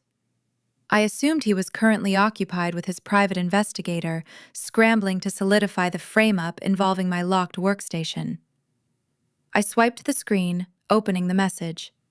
It contained 3 brief sentences, completely devoid of his usual arrogance or manic panic. I am sorry, Allie. I messed up everything. Let us meet for dinner tonight, just us. I want to make it right. I read the text again, analyzing the syntax, the tone, the specific choice of words. I want to make it right. It was an apology that sounded remarkably like a surrender. It was the text message of a broken man, reaching out to his capable sister for salvation. But I was no longer the practical sister willing to fix the broken machinery. I had seen the shell company documents. I had seen the forged invoices he planted on my local server. I knew exactly what this invitation represented. Derek was not offering an apology. He was baiting a trap. He knew his frame-up was fragile. He knew I possessed the technical skills to trace the remote login back to Natalie's IP address. He needed more than forged documents to convince federal investigators that I was the mastermind behind the cyber attack. He needed a confession. He needed me to admit guilt in my own words. I gripped the edge of the granite counter, a cold, lethal calm washing over me. My brother wanted to play a game of manipulation. He wanted to sit across a table and use our shared history to extract a recorded admission of guilt. He thought he was luring a naive, vulnerable target into a carefully constructed snare. He had no idea he was inviting the executioner to dinner. I opened the reply window, my thumbs moving quickly across the digital keyboard. I typed a single word, accepting the invitation, setting the stage for the final, devastating collision. Where? The neon sign for the Anchorage Prime Steakhouse cast a warm crimson glow across the snow-covered pavement. Inside, the air was thick with the scent of charred bone and ribeye melted butter and expensive bourbon. It was the kind of establishment where oil executives negotiated pipeline contracts in hushed tones over cedar plank salmon. The lighting was kept intentionally dim, utilizing amber glass fixtures hanging from a dark mahogany ceiling. I walked through the double doors, shedding the freezing Alaskan wind, handing my winter coat to the host. I arrived 20 minutes early. I needed to control the environment before the target entered the room. The host led me to a curved leather booth in the far back corner of the dining room. The seating arrangement featured high, padded acoustic walls designed to offer intimate privacy from the main floor. But the booths were positioned back to back, meaning anyone sitting in the adjacent stall could hear every word spoken at normal volume. I slid into the plush leather seat facing the entrance. I did not look behind me. I did not need to. 5 minutes earlier, I had watched Irene Caldwell walk through the front doors, accompanied by a tall, silver-haired man wearing a tailored charcoal suit. The chief executive officer of Boreal Freight. I watched the host seat them in the booth directly behind mine. They were invisible to anyone approaching my table. The stage was perfectly set. At exactly 7 o'clock, Derek walked into the restaurant. I studied his approach, watching him scan the dim room. My brother was a creature of habit and vanity. He viewed clothing as armor. For a high-stakes dinner, he would normally wear a custom Italian suit, a crisp silk tie, and a polished Rolex. Tonight, he looked remarkably different. He wore dark denim jeans and a thick, heavy cable-knit fisherman's sweater. The bulky wool garment swallowed his frame, making his torso look unnaturally wide. As he slid into the booth across from me, his movements were stiff, rigid, and guarded. He reached up and adjusted the thick collar of the sweater. For a fraction of a second, the fabric pulled tight across his chest, revealing a distinct, rectangular outline resting just beneath his collarbone. A concealed recording device. The dramatic irony of the situation settled over me like a warm, heavy blanket. Derek believed he was a master manipulator, walking into a steakhouse to trick his naive sister into confessing to a cybercrime on a hidden wire. He thought he controlled all the variables. He had no idea that the two people who held the power to destroy his entire life were sitting quietly 3 feet behind his head, listening to his every breath. He did not order a drink. This was my first clue regarding his level of desperation. Derek always ordered scotch to project authority. Tonight, he asked the waiter for tap water with lemon. "Allie," he began, his voice pitching into a soft, fragile register. "Thank you for agreeing to meet me. I picked up my menu, studying the premium cuts of beef. I am listening, Derek. He leaned forward, resting his elbows on the polished wooden table. He began to weave a masterful tapestry of manufactured grief. He spoke about our childhood, painting a tragic portrait of a boy buckling under the crushing weight of Javier and Maria Lopez. He talked about how our parents demanded perfection, how they forced him into a corporate mold he never wanted to fit. He squeezed his eyes shut, forcing a single glistening tear to roll down his cheek. He played the role of the damaged, repentant brother with Oscar-winning conviction. "I lost my way, Allie," he whispered, his voice cracking perfectly on cue. "I got swept up in the executive lifestyle. The cars, the debt, the expectations Natalie placed on me. I panicked. When the state bid crossed my desk, I knew I was not smart enough to build the logistics plan. I took your work because I was terrified of failing our family." I lowered my menu and looked at him. I felt nothing. No anger, no pity, no residual sibling loyalty. The emotional death of our bond happened right here over a mahogany table. I was staring at a hollow parasite, a man willing to send his own flesh and blood to a federal penitentiary to avoid taking responsibility for his own theft. The waiter returned, breaking the performance. I ordered a dozen raw oysters and a dry martini. Derek waved the waiter away, refusing to eat. He needed to keep the conversation moving toward his objective. "I am so sorry for everything I put you through," he continued, leaning closer to the center of the table. "I know you were hurt. I know you felt betrayed when I claimed the blueprint was mine. I just need to understand your mindset. When you decided to mess with my files, were you trying to get me fired, or were you just trying to teach me a lesson?" There it was, the leading question, the bait dangling on the wire. He needed me to confirm the action on tape. I picked up my water glass, taking a slow, deliberate sip. I needed to feed his arrogance. I needed to make him feel confident, secure, and victorious so he would keep talking. "You must have felt very threatened, Derek," I replied, keeping my tone soft and ambiguous. "When the system locked you out, it must have been terrifying. The origin code triggered a massive alert." He nodded eagerly, his eyes darting to the thick fabric of his sweater, ensuring the microphone caught my words. "It was terrifying," he agreed, pushing harder. "Because I did not expect it from you. When you bypassed the Boreal security firewall, did you realize the compliance board would initiate a Tier 1 audit?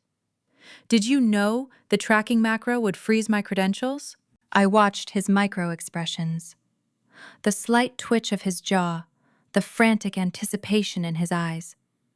He was handing me the exact phrasing a federal prosecutor would use in an indictment. He wanted me to say yes. He wanted me to claim the breach. "We both know why the portal locked, Derek," I said, offering a vague half-truth. "The proprietary tags in the spreadsheet initiated the freeze. The data did what it was designed to do." He smiled a thin, triumphant curve of his lips. In his mind, he had just captured a confession. He believed my ambiguous statement was enough to convince a judge that I planted the code maliciously. He relaxed his rigid posture, sagging slightly against the leather booth. The fake tears evaporated, replaced by the smug satisfaction of a predator who had successfully cornered his prey. The waiter arrived carrying a large silver platter of oysters nestled in crushed ice. I picked up a small cocktail fork and selected a shell. I ate methodically, chewing in silence, watching my brother bask in his false victory. "So, what happens now, Alicia?" he asked, his tone shifting, dropping the fragile victim routine and adopting a slightly patronizing edge. "You proved your point. You showed everyone you are the smart one, but the joke went too far. You understand that, right? I need you to sign a document for my legal team clearing this up." I chewed the oyster, savoring the brine in the cold. He was getting sloppy. His ego was expanding, crowding out his caution. He thought he held all the cards because he possessed a hidden wire. He forgot that a recording device captures everything in the room, including the questions of the interrogator. "You always were the focal point of the family, Derek," I said, placing the small metal fork down on my plate. "Mom and Dad built their entire social identity around your success. If you fail, they have nothing to brag about at the country club. You had to protect that image." He nodded, leaning back, crossing his arms over his bulky chest. "Exactly. I had to protect the family name, and you have to help me fix this. The compliance board is digging into my historical ledgers because of your little stunt. If they keep digging, they might find discrepancies I cannot explain right now." My heart beat a steady, calm rhythm. He was bringing up the ledgers. He was dancing right on the edge of the embezzlement, admitting to unexplainable discrepancies on an open recording. Behind him, in the adjacent booth, I heard the faint clink of a glass being set down on a table. Irene and the CEO were listening to their golden boy hang himself. "I am sure you can explain everything to the compliance board, Derek," I offered, feigning naive optimism. "You always have an answer for everything." He let out a short, arrogant scoff. "You do not understand how these corporate executives operate, Alicia. They do not care about the truth. They care about liability. If I give them a scapegoat, they will close the investigation tomorrow and move on." The waiter appeared at the edge of our booth, holding a black serving tray. "May I clear these plates for you?" the young man asked, gesturing toward the empty oyster shells. I nodded, offering a polite smile. "Yes, please. We are finished with the appetizers." The waiter gathered the silver platter, wiping a few stray drops of melted ice from the polished mahogany wood. He turned and walked away, leaving the table bare and clean. The physical clearing of the space mirrored the clearing of the battlefield. The preliminary skirmish was over. Derek had played his hand, deploying his fake tears, his hidden wire, and his desperate leading questions. He thought he had won. He thought the heavy lifting was done. I looked at him, sitting across from me, drowning in his oversized sweater, looking so incredibly proud of his own deception. I reached down to the seat beside me, sliding my fingers over the smooth surface of my leather briefcase. The trap was primed. The audience was in place. It was time to show the extractor exactly what kind of resource he was trying to mine. The waiter vanished into the dim amber lighting of the dining room, carrying away the silver platter of discarded oyster shells. His departure signaled the end of the preliminary skirmish. The table between us sat bare and clean, a polished mahogany battlefield waiting for the final maneuver. I let the silence stretch. Derek settled back into the plush leather booth, adopting an expression of patient sorrow, waiting for me to speak into his hidden microphone. He thought he had cornered his prey. He believed the next words out of my mouth would seal my own fate. I leaned forward, resting my elbows on the hard wood. I lowered my voice just a fraction, ensuring it carried a chilling, clinical authority. "Are you getting all this on tape, Derek?" I asked, dropping the naive sister facade without warning. Derek froze. His right hand halted halfway to his water glass, hovering in midair. The smug satisfaction melted from his features, replaced by sudden, stark confusion. He tried to produce a dismissive laugh, a hollow, nervous sound that died before it reached his lips. He asked what I was talking about, his tone pitching higher than normal. I gestured toward the thick, cable-knit fisherman sweater distorting his chest. I told him the heavy wool fabric was pulling tight over a rectangular receiver resting just beneath his collarbone. I pointed out that he was sweating far too much for a man wearing winter clothing indoors. The temperature in the steakhouse was cool, but beads of perspiration were gathering at his temples. He was documenting his own interrogation. Before he could formulate a coherent denial, I reached down to the leather briefcase resting beside my boots. I pulled out a heavy manila folder. It looked identical to the one our father Javier had pushed across the workbench in his freezing garage days earlier. The folder that contained a bribe, an ultimatum, and a fraudulent confession. I placed my version flat on the table, sliding it slowly across the polished wood until the cardboard edge bumped against Derek's knuckles. He stared at the plain cover as if it were a venomous snake coiled to strike. I instructed him to open it. When he hesitated, his hands remaining frozen near his water glass, I reached over and flipped the cover back myself. The first document resting on top was a printed copy of the North Slope Logistics Blueprint. The exact proprietary algorithmic model he had presented to the Boreal Freight Executive Board to secure his promotion to vice president. I pointed a steady finger at a specific coordinate on the printed page. Cell ZZ99. I explained the concept of a ghost watermark to my brother. I kept my voice loud and clear, enunciating every syllable so the concealed wire would capture the technical breakdown flawlessly. I detailed the invisible alphanumeric string tied directly to my personal developer registry.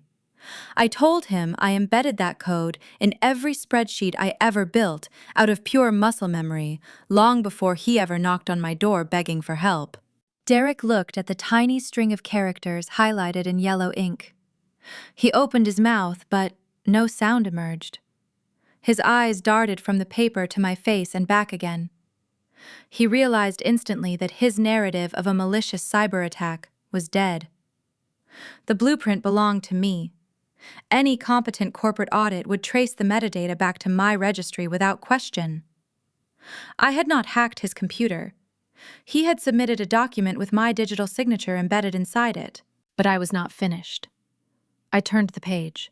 The next document was a restricted internal access log printed alongside a state transport manifest.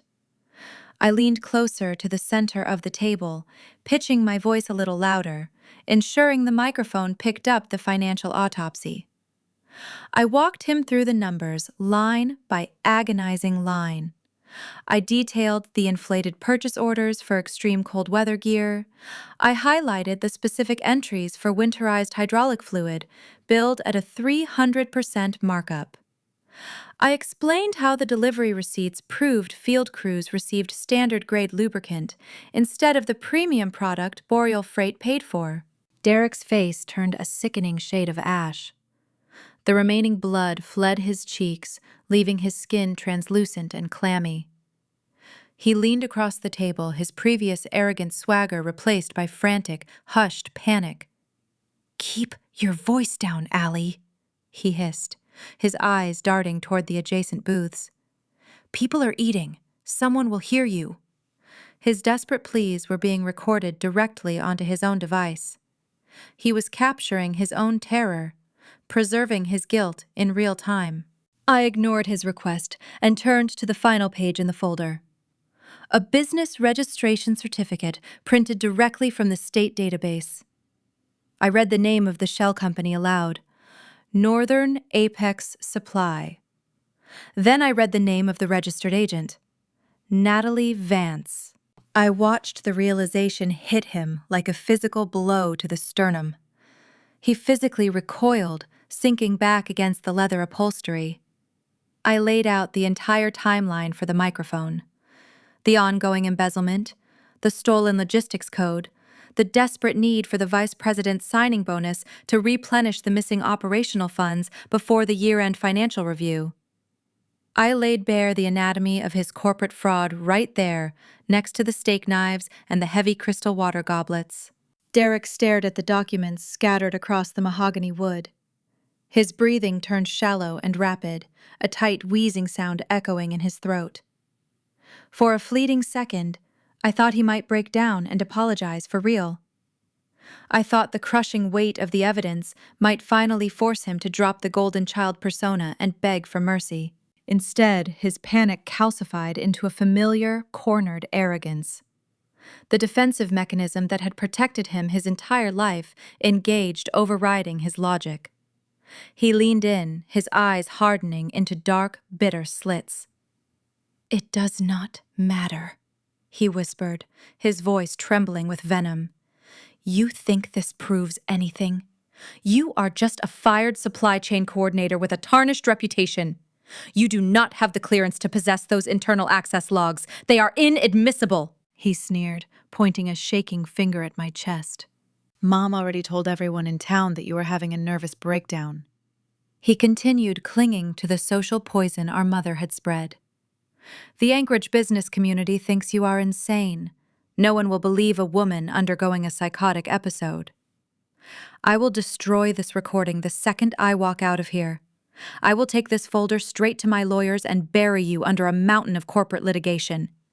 You are out of your league, Alicia. You lack the resources to fight a war against me. I smiled. It was not a warm expression. It was the smile of an architect watching a controlled demolition detonate exactly as planned. I looked at the man who had spent decades extracting my labor to build his own throne. You are right about one thing, Derek, I said, my tone dropping into a serene, chilling calm. A fired supply chain coordinator making wild accusations is very easy to ignore. I folded my hands together, resting them on the table. Then I shifted my gaze, looking just past his right shoulder, toward the high acoustic wall separating our table from the booth behind us. The heavy leather upholstery of the adjacent booth groaned.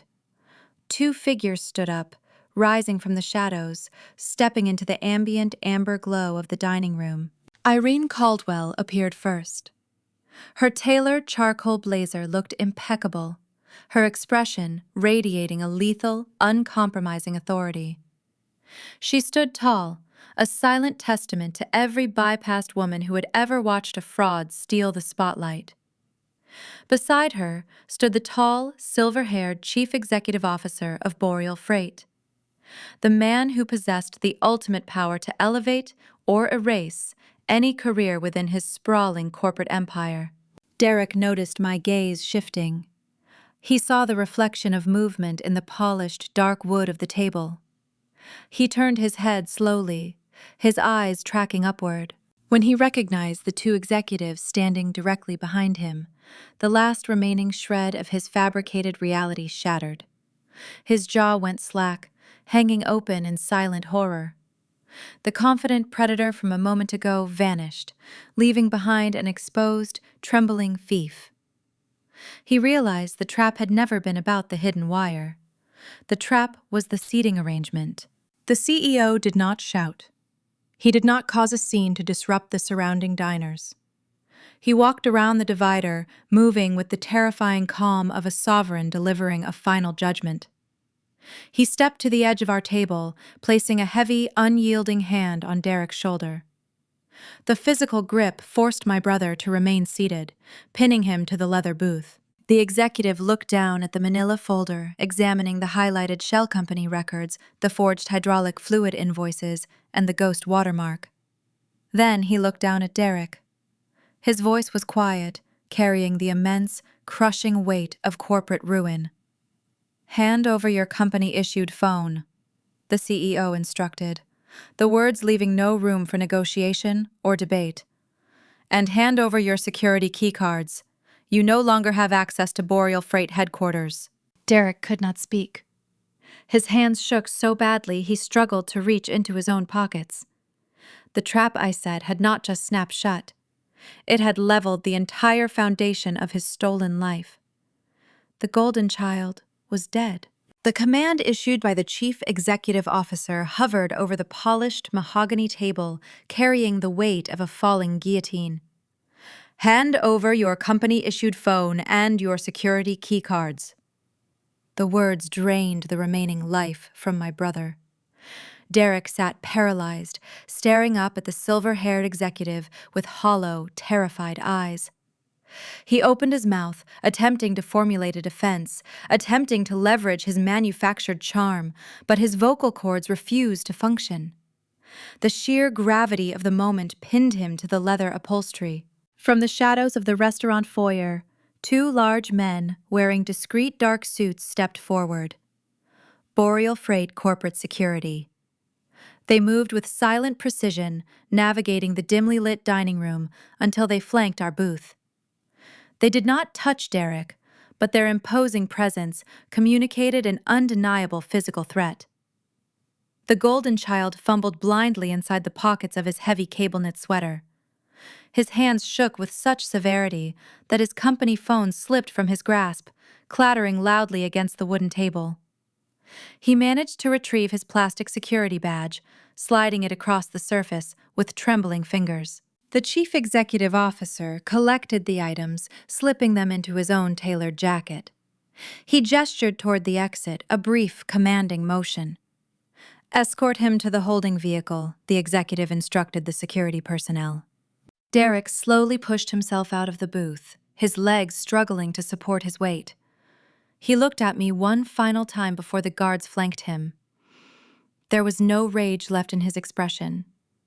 There was only the shattered realization that the invisible sister he had spent a lifetime diminishing possessed the power to erase his existence. He did not say a word as the security team marched him through the dining room, guiding him out the heavy double doors and into the freezing Alaskan night. I turned my gaze toward the large frosted windows lining the front of the steakhouse. Through a gap in the condensation, I could see the snow-covered parking lot, illuminated by the amber glow of the street lamps. A familiar silver SUV sat idling near the entrance, thick plumes of white exhaust billowing into the dark sky. Natalie sat behind the steering wheel. I watched her perfectly manicured hands gripping the top of the steering wheel, her silhouette tense and rigid. The double doors swung open, and the security team marched Derek onto the icy pavement. Natalie turned her head, witnessing her disgraced fiancé being frog-marched toward a corporate security vehicle. The man who was supposed to provide her with a lifetime of luxury and status was suddenly a monumental liability. She did not open her door. She did not step out into the cold to defend the man she claimed to love. Instead, I watched the brake lights of the SUV flare bright red. She slammed the transmission into gear, pressed the accelerator, and sped out of the parking lot, leaving deep, churning tire tracks in the fresh snow. The ship was sinking, and the first rat had officially fled the deck. The heavy leather cushion groaned as the chief executive officer slid into the seat Derek had just vacated. Irene Caldwell walked around the divider and took the spot directly beside me. The dynamic at the table fundamentally shifted. This was no longer an interrogation. It was a summit between apex predators. The executive signaled a passing waiter and ordered a double bourbon neat. He did not look at the scattered documents, the forged invoices, or the printed logistics blueprint. He simply folded his hands, resting his elbows on the empty space where my brother had just experienced his execution. "You executed a brilliant piece of tactical theater, Miss Lopez," the executive said, his voice dropping into a smooth, calculating rhythm. "Irene told me about the ghost watermark and the shell company routing numbers. You uncovered a systemic fraud that our internal auditors missed entirely. For that, the company owes you a debt of gratitude." The waiter delivered the bourbon. The executive took a slow, deliberate sip, letting the dark liquor burn down his throat. However, he continued setting the heavy crystal glass down. "We must discuss the reality of the situation. I suspected your brother was inflating his operational budget weeks ago. His numbers never aligned with our standard historical projections. But corporate realities dictate our responses. We recently secured the North Slope expansion contract, a deal worth hundreds of millions of dollars to this firm." He leaned forward, his silver hair catching the dim light, his eyes narrowing as he assessed my reaction. "If Boreal Freight publicly admits our newly appointed vice president is an active embezzler, the state will immediately void that contract. The scandal would trigger a catastrophic drop in our shareholder value. My intention tonight was to use the leverage you and Irene gathered to force your brother into a quiet, immediate resignation. We were going to absorb the financial loss, seal his records, and let him walk away to protect the broader interests of the company." I stared at the powerful man sitting across from me. listening to him casually describe the architecture of a corporate cover-up. He viewed the law as a flexible suggestion, prioritizing profit over accountability. He assumed because he sat at the top of the food chain, he could dictate the terms of the settlement. He assumed incorrectly. I did not dedicate 48 sleepless hours to tracing a shell company just to watch Derek resign quietly and move to another state, I replied, my voice carrying a lethal, chilling calm. I did not endure a vicious social smear campaign orchestrated by my own mother just to let your firm sweep a felony under the rug. The executive frowned, a subtle tightening of his jaw. You do not have a choice in the matter, Ms. Lopez. The proprietary data belongs to Boreal Freight. You no longer possess any leverage. Irene Caldwell let out a short, sharp laugh. She leaned back against the leather booth, crossing her arms over her tailored charcoal blazer. You really should listen to her, Irene advised the executive, her tone laced with dark amusement. You are underestimating the architect. I reached down to my leather briefcase resting near my boots. I did not pull out another manila folder.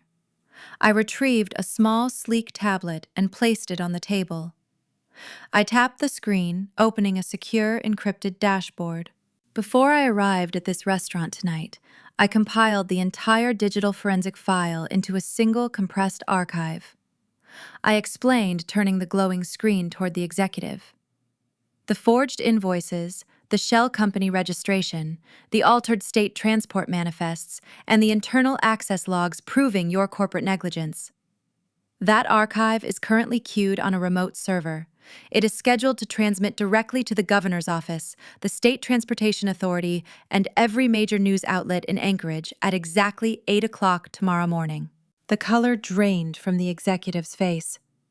The smooth, calculating aura vanished, replaced by sudden, stark realization. He was staring at the digital equivalent of a nuclear launch sequence. I have a unique password that will cancel the transmission. I continued, tapping my finger against the edge of the tablet. But I will only enter that password under 2 strict conditions. The executive swallowed hard, his eyes glued to the countdown timer ticking away on the screen. Name your terms, he rasped, the authority entirely stripped from his voice. Condition 1, I stated, leaning closer so he could hear the absolute finality in my tone. Boreal Freight will contact the federal authorities tonight. You will formally press charges against Derek Lopez for corporate fraud and embezzlement. You will not hide the scandal. You will not protect your stock price. And you will ensure he faces the maximum legal consequences for his theft. He goes down publicly. The executive closed his eyes briefly, processing the devastating economic fallout that would hit his company by sunrise. And the second condition, he asked, opening his eyes to meet my unwavering gaze.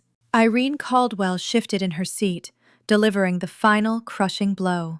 The abrupt departure of your vice president creates a significant leadership vacuum in regional operations, Irene noted, her voice smooth and razor-sharp. The board requires an immediate, competent replacement to salvage the North Slope expansion project and reassure the State Transportation Authority that our logistics are functioning flawlessly. Irene gestured toward me, a subtle inclination of her head. You are looking at the only person in this state who understands the algorithmic blueprint required to execute that contract, Irene finished. The executive stared at me, the realization washing over him in a crashing tidal wave. I was not just burning my brother to the ground. I was seizing his throne. I was holding a multi-million-dollar corporation hostage, demanding the title, the salary, and the authority they had wrongfully bestowed upon a thief. He was thoroughly, entirely outmaneuvered by 2 women he had previously dismissed as background noise. He looked at the countdown timer on the tablet, then up at my face. He recognized the cold, unbreakable steel in my eyes. I will have Human Resources draft your executive employment contract in the morning, he conceded, his voice heavy with defeat. And I will call our legal counsel right now to initiate the criminal referral. I reached forward and typed the cancellation code into the tablet. The timer vanished. The leverage had successfully transformed into tangible, undeniable power. The morning sun rose over the Chugach Mountains, illuminating a city that was about to experience a seismic shift. The news broke just before 9 o'clock. It did not start as a quiet rumor. It exploded across local media platforms and industry newsletters with devastating force. Boreal Freight officially fired their newly appointed vice president, pressing federal charges for severe financial misconduct and corporate embezzlement. The articles detail the complex scheme involving shell companies and falsified invoices. The Anchorage business community reeled from the shock. The Golden Boy, the rising star of the logistics industry, was publicly disgraced, his reputation incinerated in a matter of hours. The social fallout was equally swift and brutal. My mother's whisper campaign, the toxic web of lies she spun to protect Derek and isolate me, evaporated the moment the federal indictments hit the public record. The narrative of the unstable, jealous sister was instantly obliterated by the cold, hard facts of a federal fraud investigation. My phone began to vibrate incessantly on my kitchen counter. The Lopez family group chat morphed into a digital war zone. Aunts and uncles who had sent me patronizing prayers just days earlier were suddenly sharing links to the news articles their messages filled with confusion and horror. The facade of the perfect family had collapsed, exposing the rotting foundation beneath it. I stood by my kitchen window, holding a mug of black coffee, watching the snow drift down onto the quiet street below. I watched the frantic notifications pile up on my screen, ignoring every single one. Then, a specific caller identification flashed across the display. Javier. I set my coffee mug down and picked up the device. I swiped the screen, accepting the call, bringing the phone to my ear. I did not say hello. I simply waited. The silence on the other end of the line was thick and heavy, laden with the crushing weight of profound regret. When my father finally spoke, his voice was entirely unrecognizable. It lacked the booming authority, the pragmatic mechanic logic, the patriarchal confidence he had wielded my entire life. He sounded broken, a hollow shell of a man, standing in the wreckage of his own hubris. "Allie," he whispered, his breath hitching audibly. "The news, the charges. He called us from a holding cell." He paused, struggling to force the words past the lump in his throat. "You did this," he stated, not as an accusation, but as a staggering, terrifying realization. "You had the power to destroy him the whole time. The blueprint, the access logs, you sat in my garage and looked at that cabin deed, knowing you were going to tear his life apart." He was grasping the true dimensions of his colossal mistake. He had attempted to sell his strongest child for spare parts to fix a broken machine, and the strong child had simply turned around and crushed the entire garage. He realized he had backed the wrong horse, and in doing so, he had lost the only daughter capable of navigating the storm. I listened to the ragged breathing of the man I used to idolize. I felt no sorrow. I felt no urge to comfort him or soften the blow. The invisible workhorse was dead, replaced by an apex predator who had claimed her rightful territory. "I know my place now," I said, my voice a cold, steady blade slicing through the digital connection. I pulled the phone away from my ear and pressed the red button, ending the call. I tossed the device onto the counter, severing the tie permanently. The ice had finally cracked, and I was the only one left standing on solid ground. 6 months is an eternity in the corporate logistics sector. In half a year, a supply route can freeze solid, thaw into impassable mud, and freeze solid all over again. The exact same timeline applies to the restructuring of a human life. It takes 6 months for the dust of a demolished reputation to finally settle, leaving behind the permanent, inescapable reality of the new landscape. I sat behind a vast, polished mahogany desk on the top floor of the Boreal Freight headquarters. The corner office featured wraparound glass windows, offering an unobstructed panoramic view of the Chugach Mountains. The peaks were currently capped in brilliant white summer snow, gleaming under the bright afternoon sun. Resting near the edge of the desk was a heavy brass nameplate. Alicia Lopez, Vice President of Regional Operations.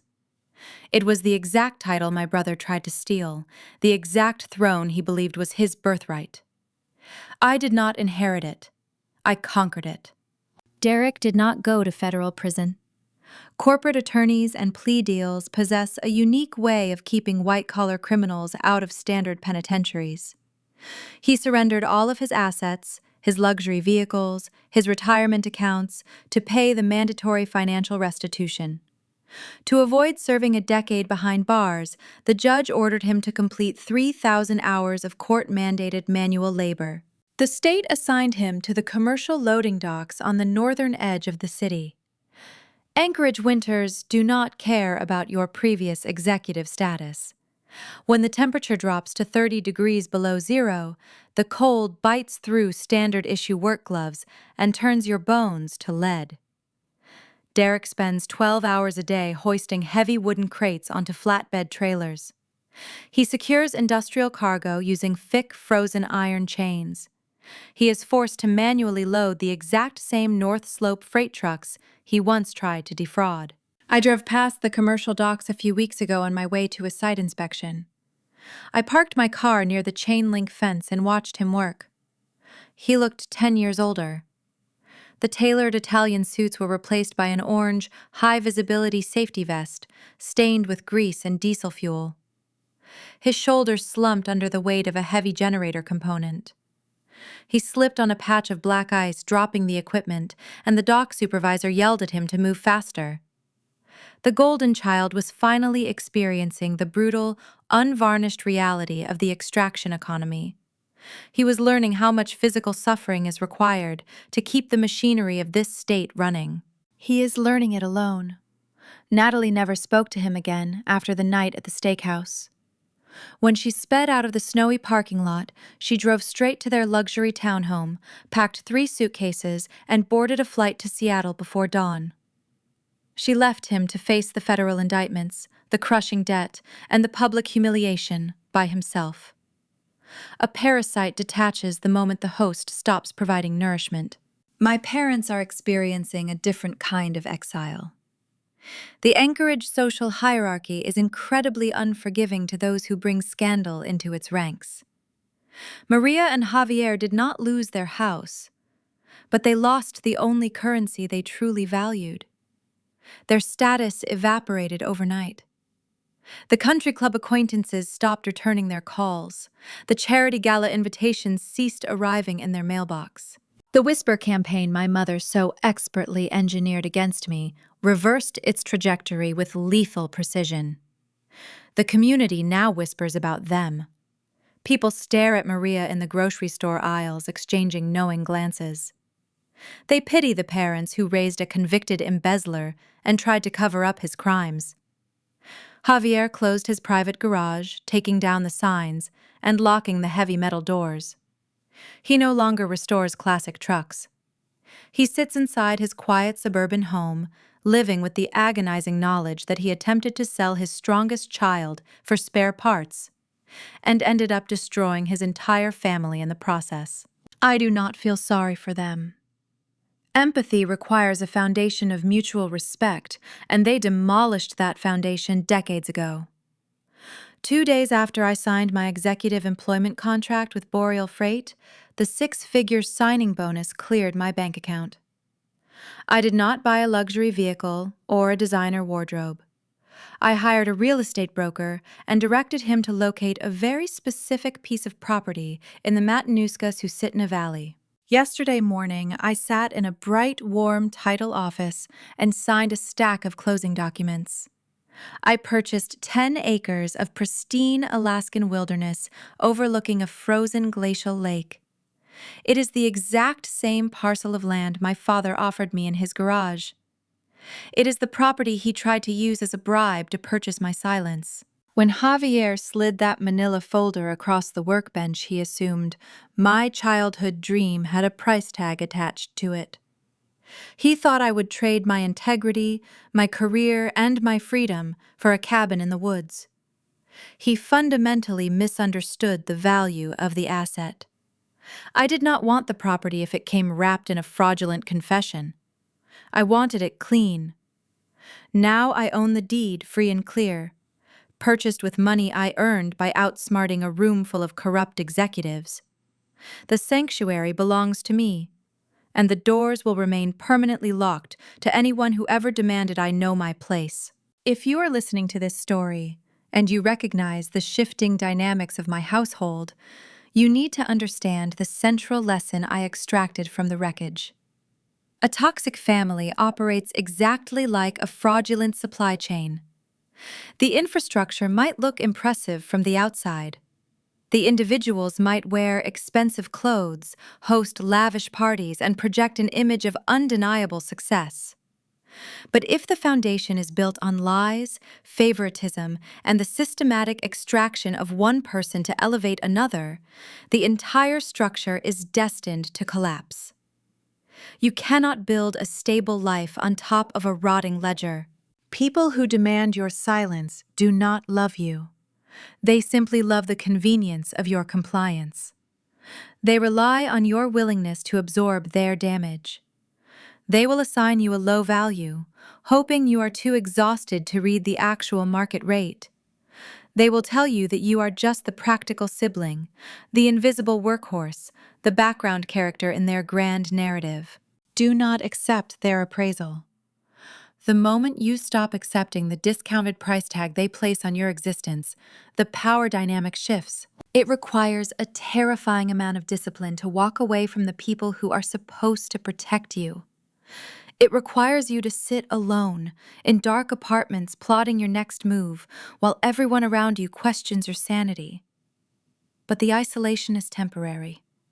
The clarity you gain when you finally decide to fight back is permanent. You possess the intellectual architecture to dismantle the people who take you for granted. You just have to be willing to initiate the freeze. I sat in my corner office, watching the afternoon sun dip lower toward the jagged mountain peaks, casting long, sharp shadows across the corporate campus below. The office was quiet, the kind of pristine silence that only exists at the top of the hierarchy. My personal cell phone buzzed against the polished mahogany wood. I looked down at the bright screen. The caller identification displayed my mother's name. Maria was calling. It was the third time she had attempted to reach me this week. I knew what she wanted. She wanted to hear my voice. She wanted to bridge the vast, empty chasm she had created. She wanted to pretend the damage was reversible. I did not silence the phone. I did not block the number. I simply let it vibrate against the hard wood, watching the screen glow until the call finally timed out and the display went dark. I turned my chair away from the desk, facing the magnificent, sprawling view of the Alaskan wilderness. I took a slow, deep breath, filling my lungs with the clean, conditioned air of my new empire. The golden child was gone, the enablers were banished, and the invisible daughter was running the entire operation. I picked up a pen, pulled a fresh strategic report toward me, and went back to work. The American Family Album is by design a masterpiece of curation. We filter out the quiet shadows, crop out the lingering resentments, and slap a glossy golden hour finish over our Thanksgiving dinners and holiday gatherings.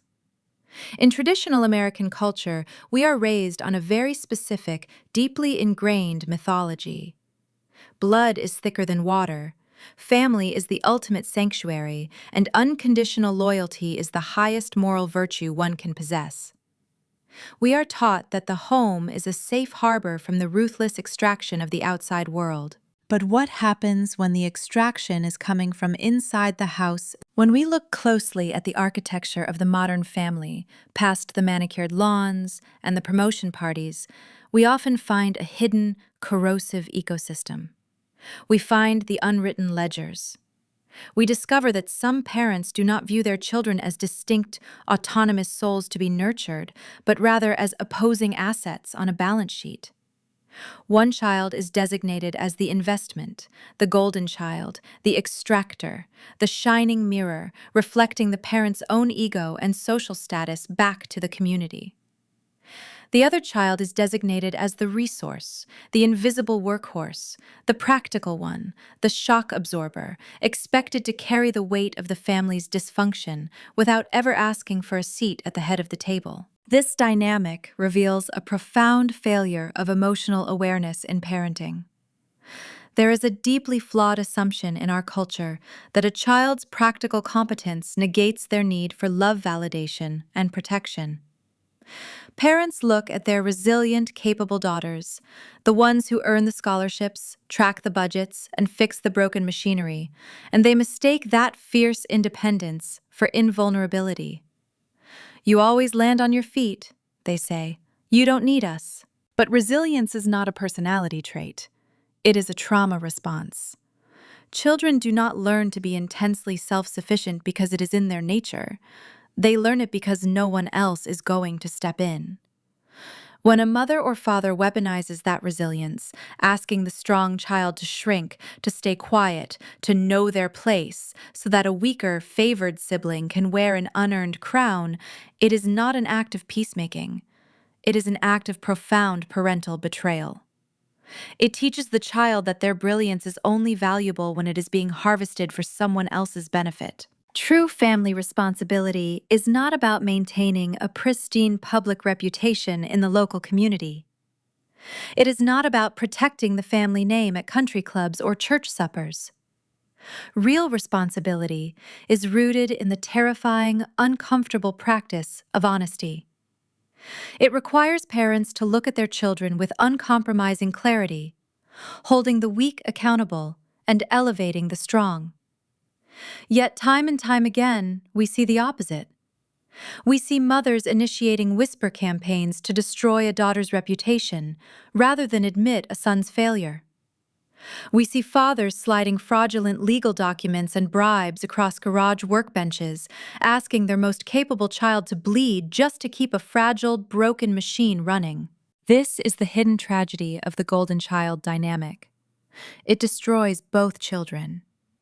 By clearing every obstacle out of the favored child's path, parents do not raise a strong, capable adult, they raise a fragile, entitled facade. They raise someone who will instinctively resort to theft, fraud, or manipulation the moment they are asked to carry their own weight. And by demanding the other child absorb the collateral damage, the parents breed a cold, heavy resentment that will eventually detonate and level the entire family structure. In a society that worships success titles and financial accumulation, we have lost the thread of what actually constitutes a meaningful legacy. Wealth that is built on stolen labor or emotional manipulation is just a glittering anchor tied to a sinking ship. A reputation bought with lies is merely a lease that expires the moment the truth walks into the room. If a parent's love is transactional, measured in usefulness, conformity, and public performance, then it is not love at all. It is a mortgage. And a child who grows up under that heavy mortgage will eventually realize that defaulting on the debt is the only way to ever truly be free. There is a powerful, counter-conventional truth that we rarely speak aloud in polite society. Sometimes, the most profoundly healthy thing a person can do is break their own family apart. We are conditioned to believe that keeping the peace and turning the other cheek are the hallmarks of maturity. We are told to forgive, to forget, to be the bigger person. But when peace requires your submission to abuse, and forgiveness requires your participation in a lie, defiance becomes a moral imperative. Choosing to expose the rot, refusing to be the scapegoat, and walking out into the freezing night with nothing but your own integrity is not an act of destruction. It is an act of profound self-creation. It takes a staggering amount of courage to look at the people who gave you life and realize they are the very people you must defeat to survive. But when you stop accepting the discounted price tag your family places on your existence, the entire world shifts. You discover that you possess the intellectual and emotional architecture to dismantle the people who take you for granted. You realize that the love and validation you spent decades begging for from an empty well can be generated from within and shared with a chosen family who sees you not as a utility, but as a masterpiece. If you have ever sat at a crowded holiday table and felt entirely invisible, if you have ever been asked to shrink so someone else could shine, or if you understand what it costs to finally stop taking the hit for the people who are supposed to protect you, then you already know the heavy, quiet truth of these stories. You are not alone in the dark. Come sit with us. Subscribe to Intimately Told Stories and follow along as we continue to shine a light into the corners of the human experience that people rarely talk about out loud. We are building a community of the unbroken, and your story matters here. In the end, when the dust settles, the corporate titles fade, and the social hierarchies crumble, we are left to reckon with the choices we made in the dark. A parent's ultimate legacy is not found in the bank accounts they leave behind or the titles their children acquire. It is found in whether their children can still bear to look them in the eye when the cameras stop flashing. Consider the moment you finally pack your boxes. Turn your back on the toxic ecosystem that raised you and walk out into the crisp, unforgiving air of your own independence. You leave behind the warmth of a burning house, knowing you can never return.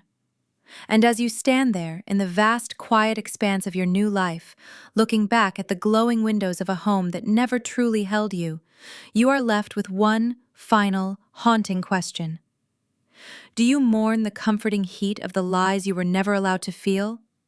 Or do you simply smile at the beautiful, uncompromising truth of the